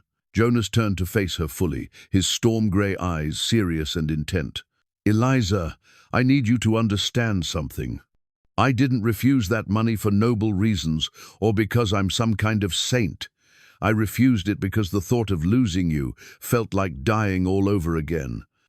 You've become necessary to me in ways I never expected, and I would choose poverty with you over wealth, without you every day for the rest of my life." The raw honesty of his admission took Eliza's breath away. This wasn't the pretty poetry of courtship or the manipulative flattery she'd received from other men. This was truth, stark and unadorned and infinitely more valuable than any elaborate declaration of love. "Jonas," she whispered, reaching up to touch his face. But before she could finish the thought, he was kissing her with an intensity that spoke of relief and possession and promise all tangled together. This kiss was different from their tentative first embrace. It carried the weight of choice freely made and obstacles overcome together. When they finally broke apart, both breathing hard, Jonas rested his forehead against hers and closed his eyes. "Stay with me," he whispered. "Not because you have nowhere else to go, not because I bought you, or because circumstances trapped you here. Stay because you want to build a life with me." Eliza looked into his eyes and saw her future reflected there, not the carefully planned future of social expectations and financial security she'd been raised to want, but something infinitely more precious, a future built on love and choice, and the daily decision to cherish each other, despite all the ways the world might try to tear them apart. "I'm not going anywhere," she said, her voice steady and sure. "This is my home now. You are my home." And as the sun set behind the peaks that surrounded their mountain sanctuary, Eliza knew with absolute certainty that she had finally found where she belonged. The wanted poster lay crumpled in the dirt where one of Crawford's men had dropped it, its stark black letters proclaiming Eliza's supposed crimes to anyone who could read. Jonas picked it up with hands that trembled slightly, his face growing darker with each word he absorbed. Wanted for theft. 500 reward. Eliza Whitmore, blonde hair, blue eyes, 26 years of age. Stole family jewelry and personal effects. Valued at over 1,000. Considered dangerous and deceptive. Contact Harrison Blackwood. Silver Bend. Eliza stared at the poster in horror, her mind racing as she processed the implications. Harrison hadn't just been trying to retrieve his runaway bride, he'd branded her a criminal, making her a fugitive with a price on her head. Every sheriff, every bounty hunter, every desperate man looking for easy money would now see her as prey worth hunting. "This changes everything," Jonas said quietly, his voice tight with controlled anger. "It's not true," Eliza said quickly, though even as she spoke the words, she knew how futile they sounded. "Well, not exactly true. I did take my mother's jewelry, but it belonged to me. She left it to me in her will." "What jewelry?" Jonas interrupted, his lawman's instincts clearly engaged, despite his years away from the badge. Eliza looked down at her hands, suddenly ashamed of the secret she'd been keeping. "My mother's jewelry collection. It was all I had left of her, and when Father started making arrangements with Harrison, I knew he planned to give it to him as part of my dowry. So I sewed the pieces into my wedding dress before I ran." Jonas was quiet for a long moment, studying the poster with the careful attention of someone who'd spent years dealing with legal documents and criminal accusations. When he finally looked up at her, his expression was grave. "How much jewelry are we talking about?" "A pearl necklace that belonged to my grandmother, matching earrings, a ruby brooch, and my mother's wedding ring," Eliza admitted. "Harrison claimed they were worth $1,000, but I think he was exaggerating to make the theft charge more serious. Even if he was, 500 would still make it grand theft in most territories," Jonas said grimly. "And with a bounty this size, every desperate man between here and California will be looking for you." The reality of their situation began to sink in for Eliza. She wasn't just a runaway bride anymore. She was a wanted criminal with a substantial price on her head. Every stranger who approached their cabin, every traveler on the mountain roads, could be someone looking to collect Harrison's reward. "We have to leave," she said, panic starting to creep into her voice. "We have to pack up and go somewhere. They'll never find us." But Jonas was shaking his head before she'd finished speaking. "Running won't solve this. That poster will follow you wherever you go, and there'll always be someone willing to turn you in for $500. He folded the paper carefully and tucked it into his shirt pocket. The only way to fix this is to prove the theft charge is false. How? Harrison has influence, money, connections. Who's going to believe the word of a runaway bride against a respected businessman? Jonas was quiet for so long that Eliza began to think he didn't have an answer. But when he finally spoke, his words carried a weight of determination that reminded her of the man he'd been before. Grief drove him into isolation. "There's something I haven't told you about my past," he said slowly. "Something I thought I'd left behind when I came to these mountains." Eliza felt her heart begin to race. After months of gradual revelations about Jonas's history, she'd thought she knew all his secrets. But the serious tone of his voice suggested she was about to learn something that would change her understanding of the man she'd fallen in love with. "Before I was sheriff in Cedar Falls," Jonas continued, "I worked for the Federal Marshal's Service. I spent 5 years tracking down criminals, corrupt officials, and men who thought their money and influence put them above the law." He met her eyes directly. "I was good at it. Very good." The admission hung between them like smoke from a gun barrel. Eliza stared at Jonas, trying to reconcile this new information with the gentle man who'd carved her a comb and taught her to identify bird tracks in the snow. "You were a federal marshal?" she whispered. "For 5 years, before I met Sarah and decided I wanted a quieter life," Jonas confirmed. "I specialized in cases involving corruption and abuse of power, men like Harrison Blackwood who use their wealth and position to hurt people weaker than themselves." "But you gave it up," Eliza said, still trying to process this revelation. "I thought I had," Jonas agreed. "But looking at this poster, reading these lies about you, it's reminding me why I became a lawman in the first place. Some men need to be stopped, and sometimes the only way to stop them is to drag their crimes into the light where everyone can see them." Eliza felt a spark of hope kindle in her chest. "You think you can prove Harrison is lying?" "I know I can," Jonas said with quiet confidence.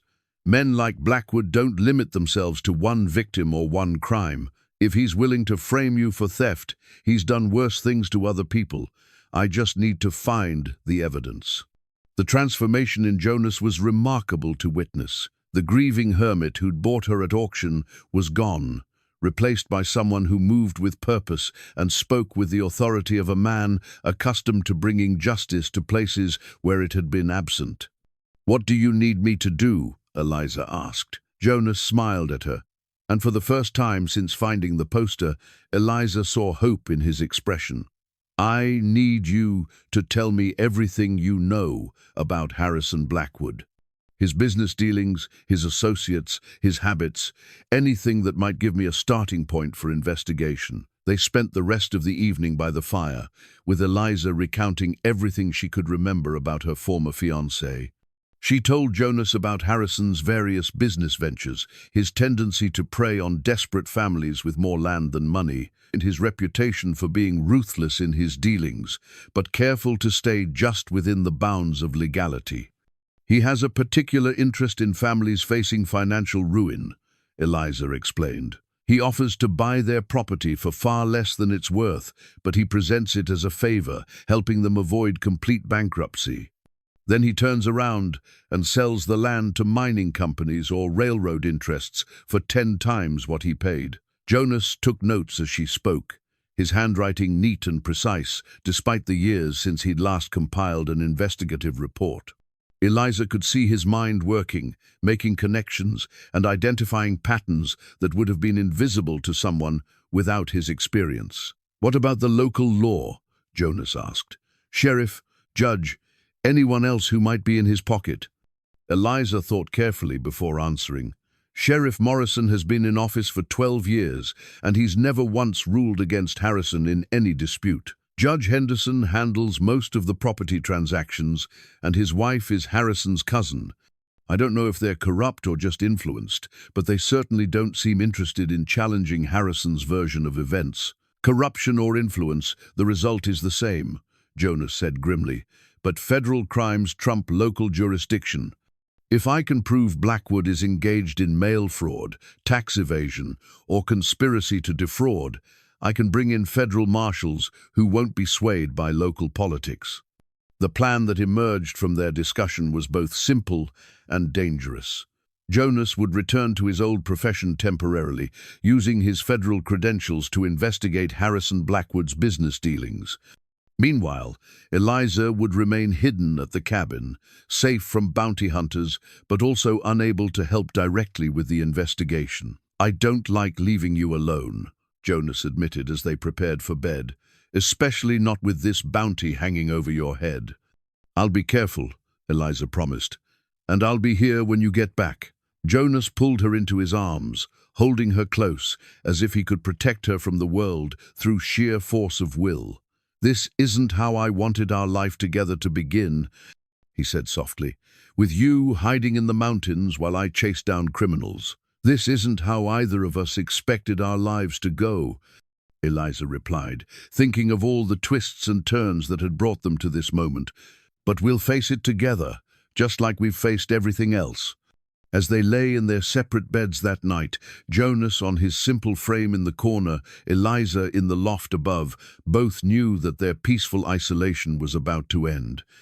The wanted poster had shattered their mountain sanctuary, forcing them back into a world of law and justice, and men who would use any weapon to maintain their power. But for the first time since Crawford's visit, Eliza felt something stronger than fear.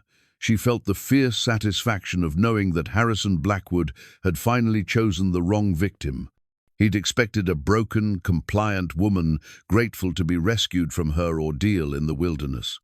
Instead, he was about to face a federal marshal with years of experience, bringing down men just like him, and a woman who'd found her courage in the last place anyone would think to look for it. The mountain man who'd bought her at auction was about to remind the world why they'd once called him the most relentless lawman in the territory. And the kidnapped bride he'd stolen was about to prove that some women were worth more than their weight in gold. They were worth fighting for. As sleep finally claimed them both, the wanted poster lay on the table between them like a declaration of war. But for the first time since finding it, neither Jonas nor Eliza was afraid of the battle to come. They'd found something worth defending in each other, and they'd be damned if they'd let Harrison Blackwood or anyone else take it away from them. The tarnished silver star felt heavier in Jonas's palm than it had any right to, its once bright surface now dulled by years of neglect and the weight of memories he'd tried to bury.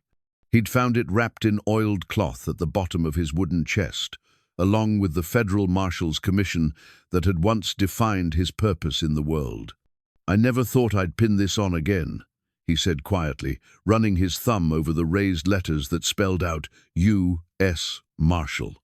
Eliza watched him from across the cabin, her expression a mixture of pride and worry.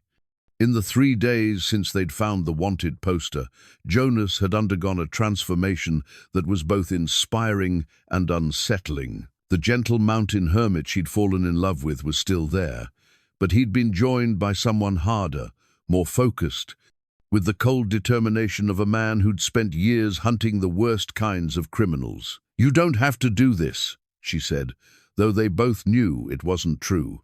The bounty on her head had made their peaceful isolation impossible, and running would only delay the inevitable confrontation with Harrison Blackwood's influence and resources. "Yes, I do," Jonas replied, pinning the star to his shirt with steady hands. "I've been hiding from who I used to be for too long.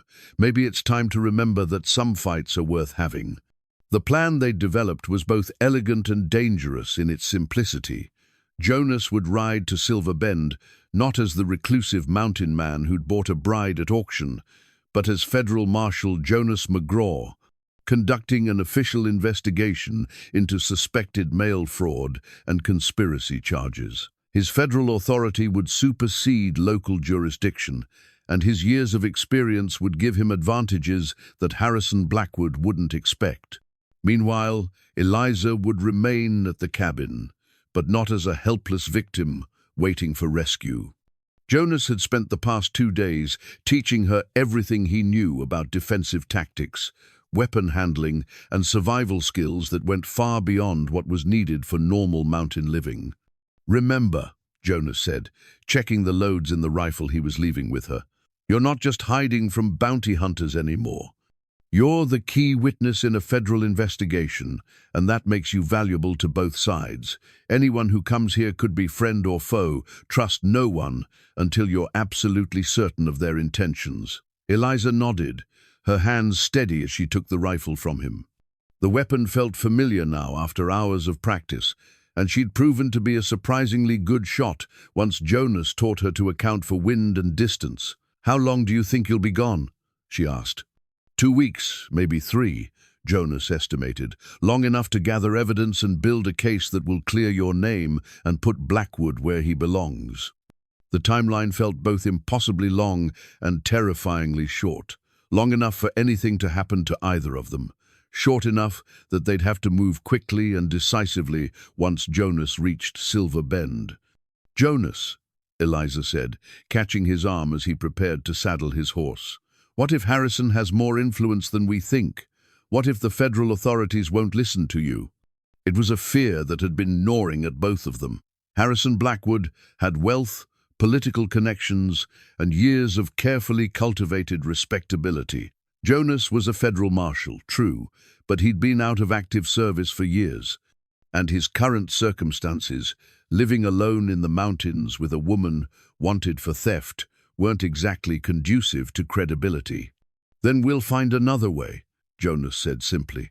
"I didn't spend 5 years learning how to bring down corrupt men just to be defeated by one small-town tyrant with more money than sense." The confidence in his voice was reassuring, but Eliza could see the worry in his eyes. This wasn't just about clearing her name anymore. It was about whether justice could still triumph over influence, whether the law could still protect the innocent from the powerful. "There's something else," Jonas said, his voice dropping to a more serious tone. "If something goes wrong, if I don't come back, or if Blackwood's reach is longer than we thought, you need to be prepared to run." Eliza started to protest, but Jonas held up a hand to stop her. "I've hidden supplies in 3 different locations around the mountain," he continued. "Food, ammunition, gold enough to get you to California or Oregon, where you can start over with a new name. The locations are marked on this map." He handed her a carefully drawn diagram of the surrounding terrain. "Promise me that if I'm not back in 3 weeks, you'll take what you need and disappear." The thought of fleeing without him, of starting over alone in some distant territory, filled Eliza with a despair so profound it took her breath away. She'd finally found love, purpose, a place where she belonged. The idea of losing it all felt like dying. "I can't promise that," she said honestly. "If something happens to you, if Harrison wins, I don't think I want to run anymore. I'm tired of being afraid, tired of letting other people control my fate." Jonas cupped her face in his hands, his touch gentle despite the calluses and scars that marked his palms. "Listen to me, Eliza. You're the strongest, bravest woman I've ever known. You ran from a life that would have destroyed you. You survived being sold at auction. You chose to build a new life in one of the most isolated places on earth. Don't let Harrison Blackwood's greed and Harrison's lies convince you that you're powerless." "I'm not powerless when I'm with you," Eliza replied. "But alone." "You're not alone," Jonas interrupted. "Even if I don't come back, even if the worst happens, you carry everything I've taught you, everything we've built together. That doesn't disappear just because I'm not here to remind you of it." The truth of his words settled into Eliza's bones like warmth from a fire. Jonas had given her more than just survival skills and defensive tactics. He'd given her confidence in her own judgment, proof of her own worth, and the knowledge that she was capable of choosing her own path, even under the most difficult circumstances. "All right," she said finally. "I promise I'll run if I have to, but Jonas, you better come back to me. I didn't choose this life just to lose you to Harrison Blackwood's ambition." "I'll come back," Jonas promised, sealing the vow with a kiss that tasted of coffee and determination and the unshakable faith they'd built in each other. And when I do, we'll finish that cradle and start planning our wedding and forget that men like Harrison Blackwood ever existed." As Jonas rode away down the mountain trail, Eliza stood in the doorway of their cabin and watched until he disappeared around a bend in the path. The silence that settled over their sanctuary felt different now, not peaceful but expectant, like the pause between lightning and thunder. She spent the rest of the day checking and rechecking their defenses, cleaning weapons that were already clean, and reviewing the escape routes Jonas had shown her. As evening fell, she climbed to the loft and retrieved her hidden journal, adding what she knew might be her final entry. April 10th, 1882. Jonas left this morning to reclaim his life as a federal marshal and to fight for our future together. I have never been more proud of anyone, or more terrified of losing someone I love. He thinks he's protecting me by leaving me here, but the truth is, I think I might be protecting him by staying. If I were with him, he'd be distracted by worry for my safety. Here, alone, I can be strong for both of us. I used to think courage meant not being afraid. Now I know it means being terrified and doing what needs to be done anyway. Jonas taught me that, along with so many other things. If Harrison Blackwood thinks he can use his wealth and influence to destroy what we've built together, he's about to learn that some things are worth more than money, and some people are willing to fight harder than he ever imagined. Whatever happens in the next few weeks, I want it recorded that Eliza Whitmore chose her own path. Not the path her father planned, not the one Harrison demanded, not even the one that circumstances seemed to force on her, but the one that led her to love and partnership, and the knowledge that she was worthy of both. If someone finds this journal after we're gone, know that we fought for something real. Know that in a cabin high in the Montana mountains, two broken people found each other and proved that love is stronger than law. Choice is more powerful than circumstance, and sometimes the best things in life come from the worst beginnings. As Eliza closed the journal and prepared for what might be her last night alone in the cabin, she felt something she'd never experienced before, absolute certainty about who she was and what she was fighting for. Harrison Blackwood had made a critical error in judgment.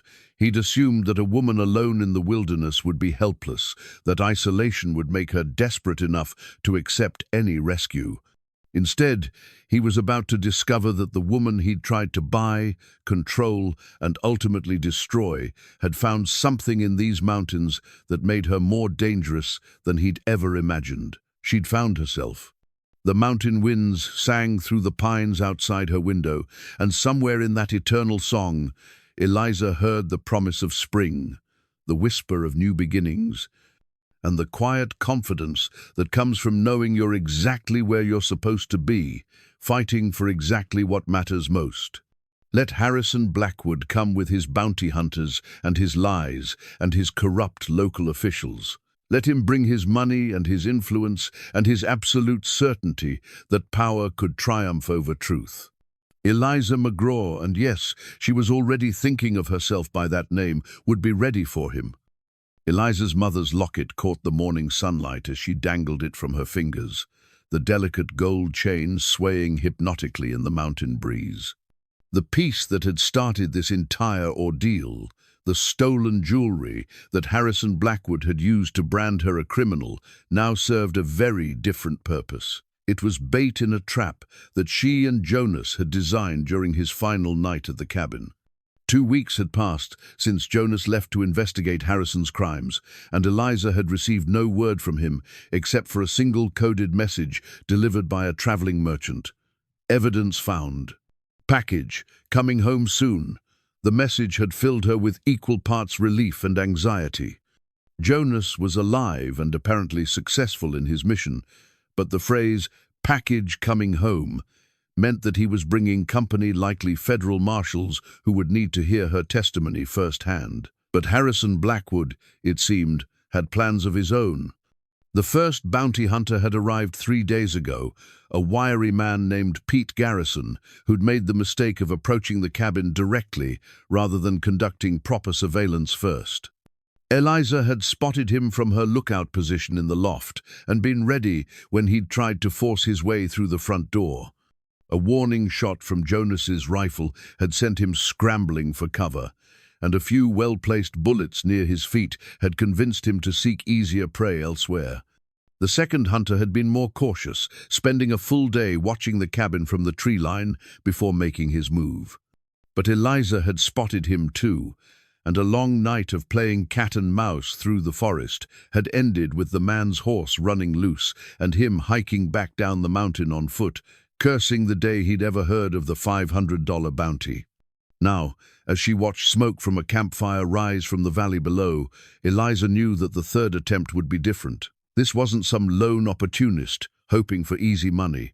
This was a coordinated effort involving at least 4 men, possibly more, who'd been watching the cabin for 2 days and clearly had a plan more sophisticated than simple assault. Through Jonas's field glasses, she'd identified the leader as Bill Crawford, the trader who'd tried to buy her weeks ago. He'd returned with reinforcements and equipment that suggested they intended to lay siege to the cabin rather than risk a direct assault.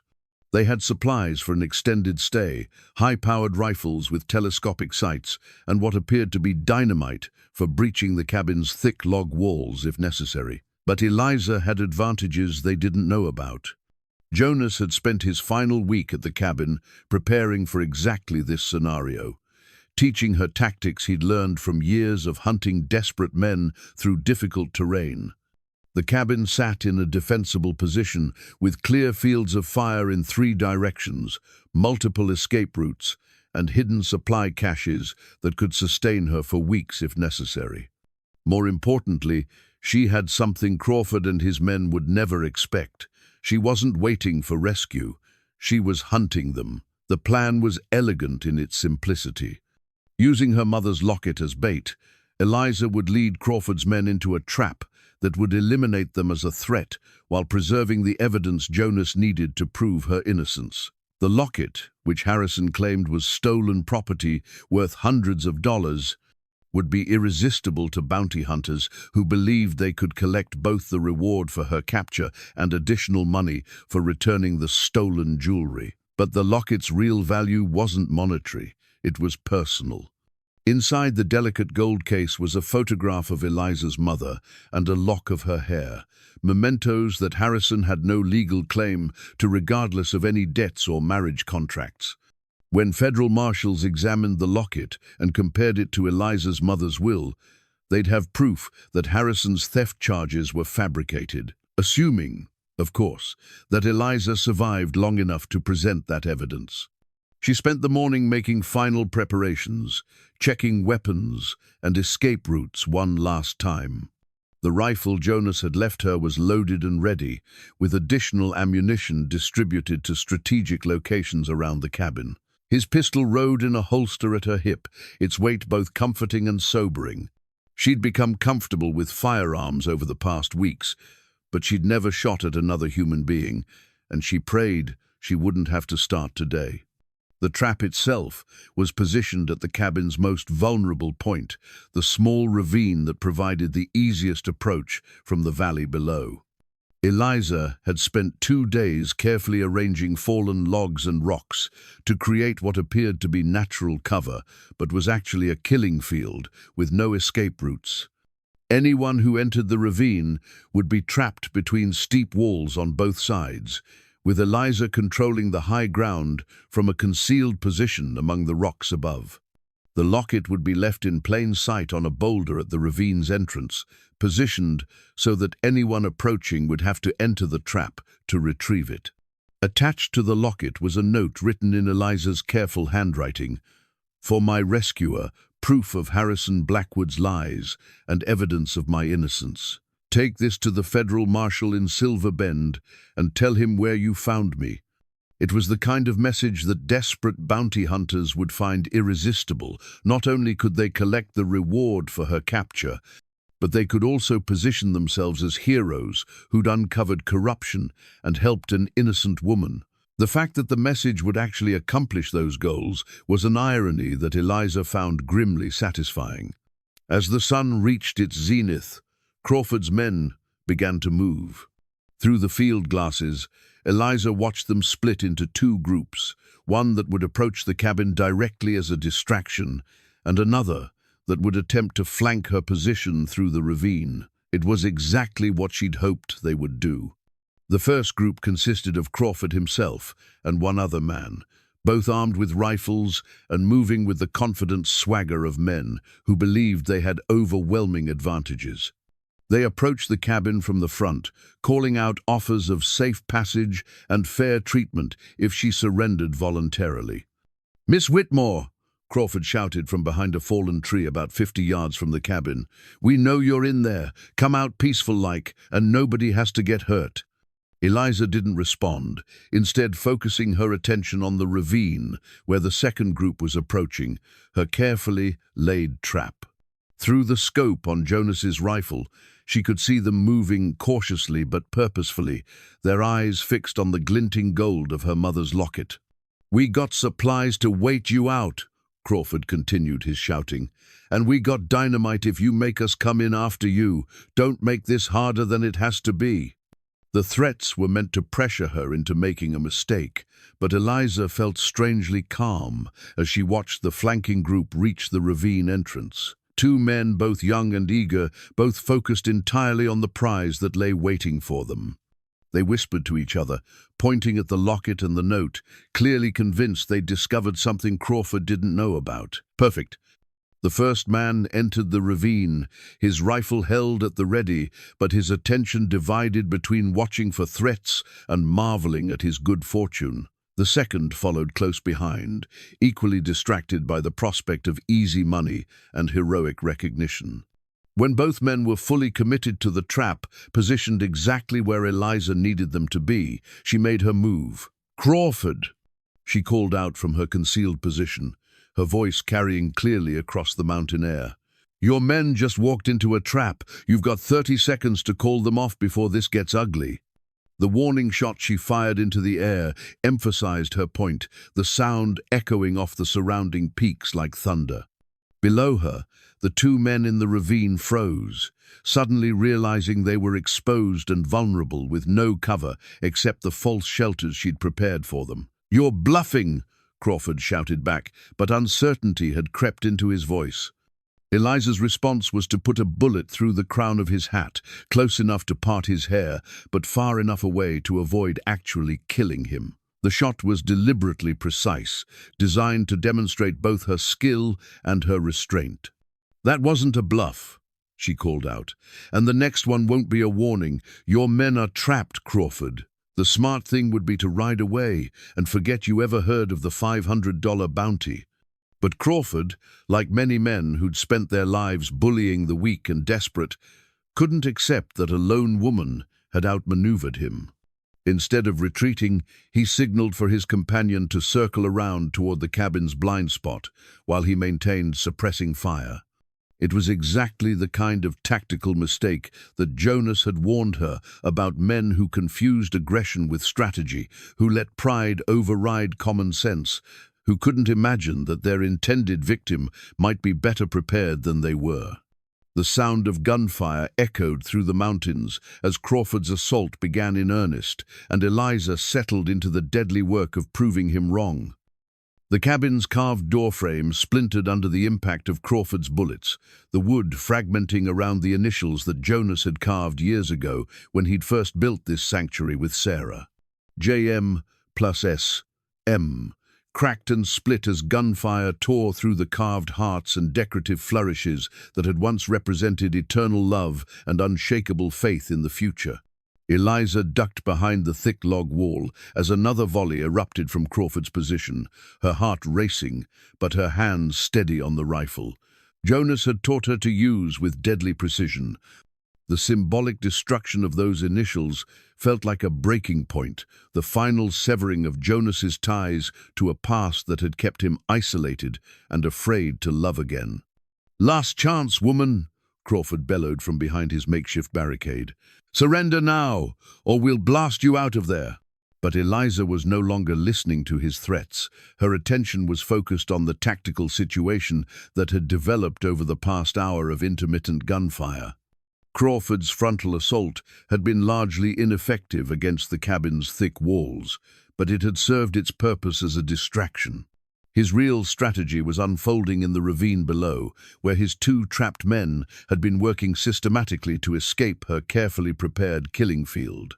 Through a gap in the logs, she could see them using their rifle stocks to lever away the rocks she'd positioned to block their escape routes. They were making progress, and within minutes they'd be free to flank her position from below. Once that happened, she'd be caught in a crossfire with no hope of escape. It was time to end this.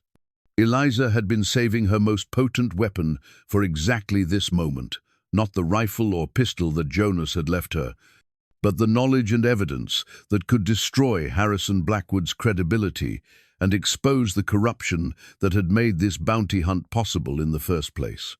"Crawford!" she called out, her voice carrying clearly across the battlefield. "I've got something you need to know about Harrison Blackwood and his $500 bounty." The gunfire slackened as Crawford's curiosity overcame his tactical discipline. "What are you talking about?" "I'm talking about the federal investigation that's been building a case against Blackwood for the past 2 weeks. Eliza shouted back. "Mail fraud, tax evasion, conspiracy to defraud charges that'll put him in federal prison for 20 years. The silence that followed her words was profound. Even the 2 men in the ravine had stopped their escape efforts to listen to what she was saying. "You're lying," Crawford finally responded, but uncertainty had crept into his voice. "Federal Marshal Jonas McGraw has been gathering evidence in Silver Bend for 2 weeks, Eliza continued, pressing her advantage. "Bank records, witness statements, correspondence that proves Blackwood's been running a systematic fraud operation for years. By now, he's probably already been arrested. It was a calculated gamble based on Jonas's coded message and her own understanding of how federal investigations typically unfolded. She had no way of knowing whether her words were true, but she delivered them with the confidence of someone stating established facts. "Even if that's true," Crawford called back, though his voice lacked its earlier conviction, "there's still a bounty on your head. Theft charges don't disappear just because the man who filed them gets arrested for something else." "They do when the theft charges are fabricated," Eliza replied. "The jewelry I supposedly stole belonged to my mother, left to me in her will, which is recorded in the county courthouse. Blackwood never had any legal claim to it, which means there was no theft and no basis for any bounty." The truth of her words hung in the mountain air like smoke from gunpowder, and Eliza could feel the balance of power shifting in her favor. Crawford's men weren't professional bounty hunters or dedicated criminals. They were opportunists, looking for easy money, and the prospect of federal prosecution for pursuing a fraudulent bounty was enough to make even the greediest man reconsider his options. "She's right, Bill," one of the men in the ravine called out. "If the feds are involved, if this whole thing's a setup, we need to get out of here." "Shut up, Tommy," Crawford snapped, but Eliza could hear the desperation in his voice. His carefully planned assault was falling apart as his men began to question the wisdom of pursuing a bounty that might not even be legitimate. That's when Eliza heard the sound that changed everything, the distant but unmistakable thunder of horses approaching at full gallop. Multiple riders, moving fast, coming up the mountain trail from the direction of Silver Bend. Through the field glasses, she could see them clearly. Jonas riding in the lead, his federal marshal's badge glinting in the afternoon sunlight, followed by 2 other men who wore the distinctive blue uniforms of federal marshals. Behind them rode a 4th man in civilian clothes who looked suspiciously like a federal judge, complete with the black robes and stern expression that suggested official business. Crawford had spotted them too, and the panic in his voice was unmistakable as he shouted orders to his scattered men. "Mount up! We're leaving! Now!" But it was too late for an orderly retreat. The federal marshals had already positioned themselves to block the main escape route, and Jonas was spurring his horse toward the cabin with the focused intensity of a man who'd found exactly what he'd been looking for. "Bill Crawford!" Jonas's voice boomed across the clearing with all the authority of federal law enforcement. You and your men are under arrest for conspiracy to kidnap, assault on a federal witness, and pursuing a fraudulent bounty. Throw down your weapons and surrender immediately." The transformation in Crawford was immediate and complete. The confident bully who'd been threatening to blast Eliza out of her cabin became a desperate man, looking for any way to avoid federal prosecution. Instead of surrendering, he raised his rifle toward Jonas's approaching figure. It was the last mistake he would ever make. Eliza's shot took Crawford's center mass, the bullet from Jonas's rifle finding its mark with the precision that weeks of practice had made second nature. The man who'd bought and sold women like livestock, who'd terrorized isolated homesteaders for easy money, who'd put a price on her head and hunted her like an animal, fell backward into the mountain dirt and moved no more. The remaining men surrendered immediately, their weapons clattering to the ground as they raised their hands in defeat. The two in the ravine scrambled out of their trap and joined their companions in surrender, all fight gone out of them at the sight of federal badges and the reality of serious legal consequences. Jonas reached the cabin first, dismounting his horse before it had fully stopped and gathering Eliza into his arms with a fierce embrace that spoke of weeks of worry and the relief of finding her safe. "Are you hurt?" he asked, his hands running over her arms and face as if he needed physical confirmation that she was unharmed. "I'm fine," Eliza assured him, though she was trembling now that the immediate danger had passed. "Better than fine, actually. I think I might have enjoyed that more than I should have." Jonas laughed despite the gravity of the situation, the sound rich with pride and relief and something that might have been amazement. "That's my girl," he said, kissing her forehead with infinite tenderness. "I knew you could handle yourself, but this—" he gestured toward Crawford's body and the surrendering bounty hunters. "This is impressive even for someone with your considerable talents." The federal marshals were already securing the prisoners and beginning the process of collecting evidence from the scene. The judge, who was indeed a federal judge, as Jonas explained, had come to take Eliza's testimony and formally dismiss the charges that Harrison Blackwood had fabricated.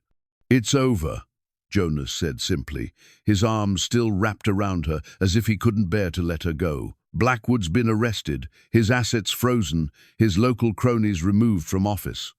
The theft charges have been dropped, the bounty cancelled, and you're free to go wherever you want. Be whoever you want to be."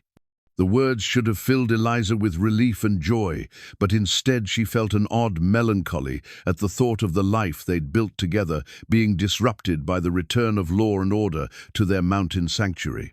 "Wherever I want to go," she repeated, looking up into Jonas's storm-grey eyes. "Wherever you want," he confirmed, though she could see the hope and fear warring in his expression. "You have choices now, real choices, for the first time in your life. No debts to settle, no fathers to obey, no men trying to buy or control you. You're completely free." Eliza looked around at the cabin that had become her home, at the mountains that had sheltered their unlikely love story, at the man who'd shown her what it meant to be valued and protected and cherished. Then she looked at the federal officials who represented the outside world, a world of laws and civilization and opportunities that had been closed to her as long as she remained a wanted fugitive. "Jonas," she said quietly, her decision crystallizing with the certainty that came from finally understanding who she was and what she wanted. "Ask me to marry you." "What?" "Ask me to marry you," she repeated, her voice growing stronger and more confident.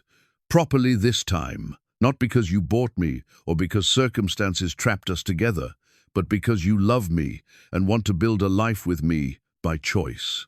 The smile that spread across Jonas's face was like sunrise after the longest night, transforming his entire expression and reminding Eliza of all the reasons she'd fallen in love with this complicated, wounded, wonderful man.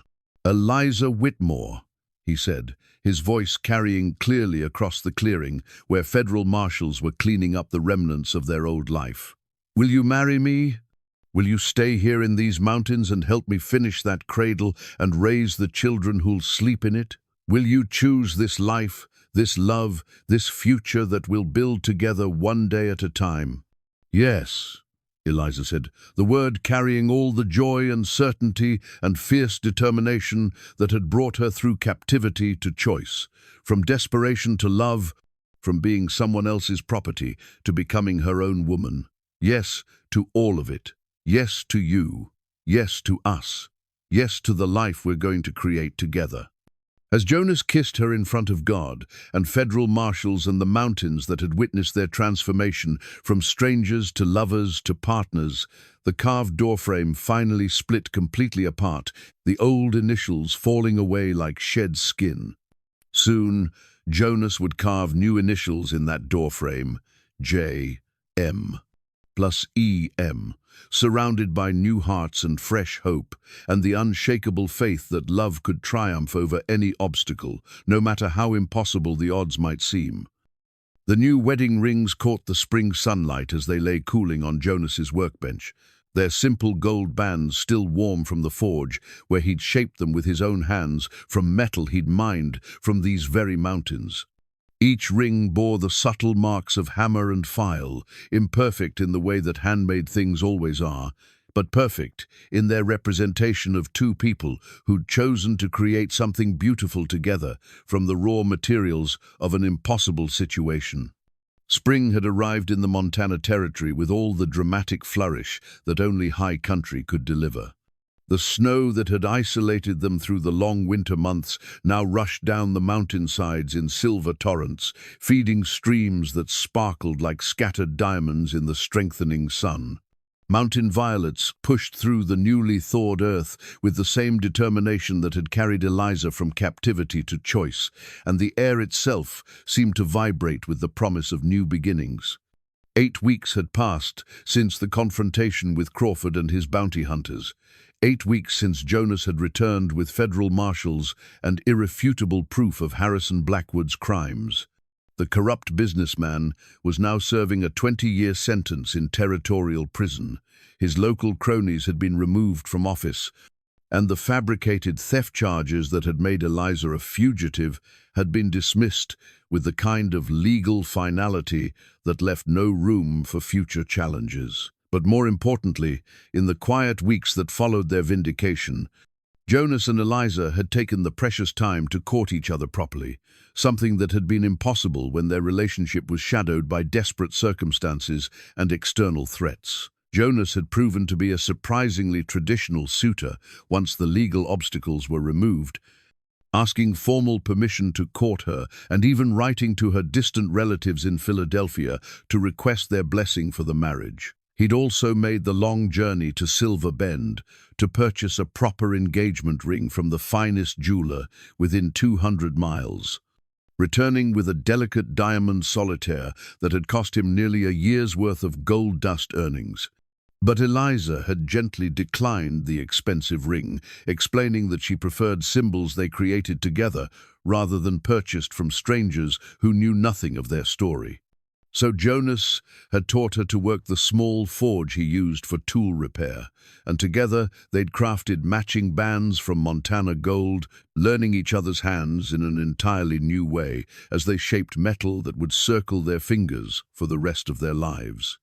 "They're beautiful," Eliza said, examining the rings with the appreciative eye of someone who'd learned to value craftsmanship over mere ornamentation. "Simple, honest, made to last forever." "Like what we're building together," Jonas agreed, sliding one of the bands onto her finger with the reverence of a man who'd never expected to experience this kind of joy twice in one lifetime. The ring fit perfectly, as if it had been waiting all along for this moment, this woman, this second chance at happiness that felt both earned and miraculous. Their wedding ceremony would be small by necessity, but rich in meaning. Just the two of them, the traveling minister who'd agreed to make a special trip for the occasion, and the mountains that had sheltered their unlikely love story from its desperate beginning to this triumphant conclusion. The simplicity felt appropriate for two people who'd learned that the most profound truths were often the least complicated ones. "I have something for you," Eliza said, retrieving a carefully wrapped bundle from the cabin's kitchen area. A wedding gift that I hope will remind us, years from now, of how this all began. Jonas accepted the package with curiosity that transformed into wonder as he unwrapped what Eliza had spent the past 6 weeks creating in secret during the hours when he was checking trap lines or gathering firewood. It was a quilt of extraordinary beauty and craftsmanship. Hand-stitched from fabric, she'd carefully ordered from traveling merchants and embroidered with scenes that told the story of their courtship in a series of connected panels. The first panel depicted the auction block where their story had begun, but rather than focusing on her humiliation, Eliza had embroidered it as the moment when fate had intervened to bring them together. The second showed their cabin surrounded by winter snow. The third captured their first tentative conversations by the fireplace, and subsequent panels chronicled their growing affection, the confrontation with the bounty hunters, and finally, a future scene of the family they planned to build together in these mountains. "Eliza," Jonas breathed, his voice thick with emotion as he traced the intricate stitching with gentle fingers. "This is the most beautiful thing I've ever seen. The hours you must have spent, every stitch was a pleasure." She interrupted softly. "Every panel is a memory I wanted to preserve exactly as I experienced it, the good parts and the difficult ones, because they all led us here." Jonas spread the quilt across their bed, the bed they would officially share as husband and wife after today's ceremony. The morning light streaming through the cabin windows illuminated the colorful threads and meticulous needlework, transforming their simple home into something that felt sacred, blessed by the evidence of love made manifest in thread and fabric. "I have something for you as well," Jonas said, disappearing into the loft and returning with a wooden box that Eliza had never seen before. "I've been working on this since the day you chose to stay instead of leaving with that trader." Inside the box lay a complete set of woodworking tools, each one sized specifically for her smaller hands and marked with her initials in Jonas's careful script. There were chisels and gouges, sanders and scrapers, small saws and delicate carving knives, all crafted with the same attention to detail that Jonas brought to everything he created. "I want to teach you everything I know about working with wood," he explained, his eyes bright with enthusiasm for the future they would build together. "Not because you need the skill to survive up here, but because I think you'd find joy in the work. We can create furniture for our home, toys for our children, beautiful things that will outlast us both and carry our love forward into generations we'll never meet." The gift represented something profound beyond its practical value, Jonas's desire to share his knowledge and passions with her as an equal partner, rather than simply expecting her to fill the traditional role of a mountain wife. He wasn't asking her to cook and clean while he handled the important work. He was inviting her to be his collaborator in creating the life they both wanted. "Thank you," Eliza said, lifting one of the chisels and marveling at how perfectly it fit her grip. "For this, and for seeing me as someone capable of learning and growing and contributing to our partnership in meaningful ways." "Thank you," Jonas replied, "for showing me that love is worth the risk of loss, that hearts can heal without forgetting, and that sometimes the best things in life come from the most impossible beginnings." The minister arrived as the sun reached its zenith, his weathered face beaming with the joy of a man who'd witnessed their growing affection during his previous visits and understood that he was about to officiate at something rare and precious, a marriage born of genuine choice rather than social convention or financial necessity. The ceremony was simple but profound, conducted in the clearing beside their cabin, with the spring wildflowers as decoration and the mountain peaks as their cathedral. They'd written their own vows, words that spoke of partnership, respect, and the daily commitment to choose each other again and again, rather than assuming love would sustain itself without constant tending. "Do you, Jonas McGraw, take Eliza Whitmore to be your wife, your partner, and your equal in all the adventures life may bring?" the minister asked, his voice carrying clearly in the thin mountain air. "I do," Jonas replied, his voice steady and sure. I choose her today and every day for the rest of my life, in times of plenty and want, in sickness and health, in joy and sorrow, until death parts us, and perhaps not even then. Do you, Eliza Whitmore, take Jonas McGraw to be your husband, your companion, and your fellow traveler on the path you'll walk together? I do, Eliza said, her heart full of certainty and overwhelming gratitude for the journey that had brought her to this moment. I choose him. I choose this life. I choose love over fear and hope over despair, for as long as breath remains in my body.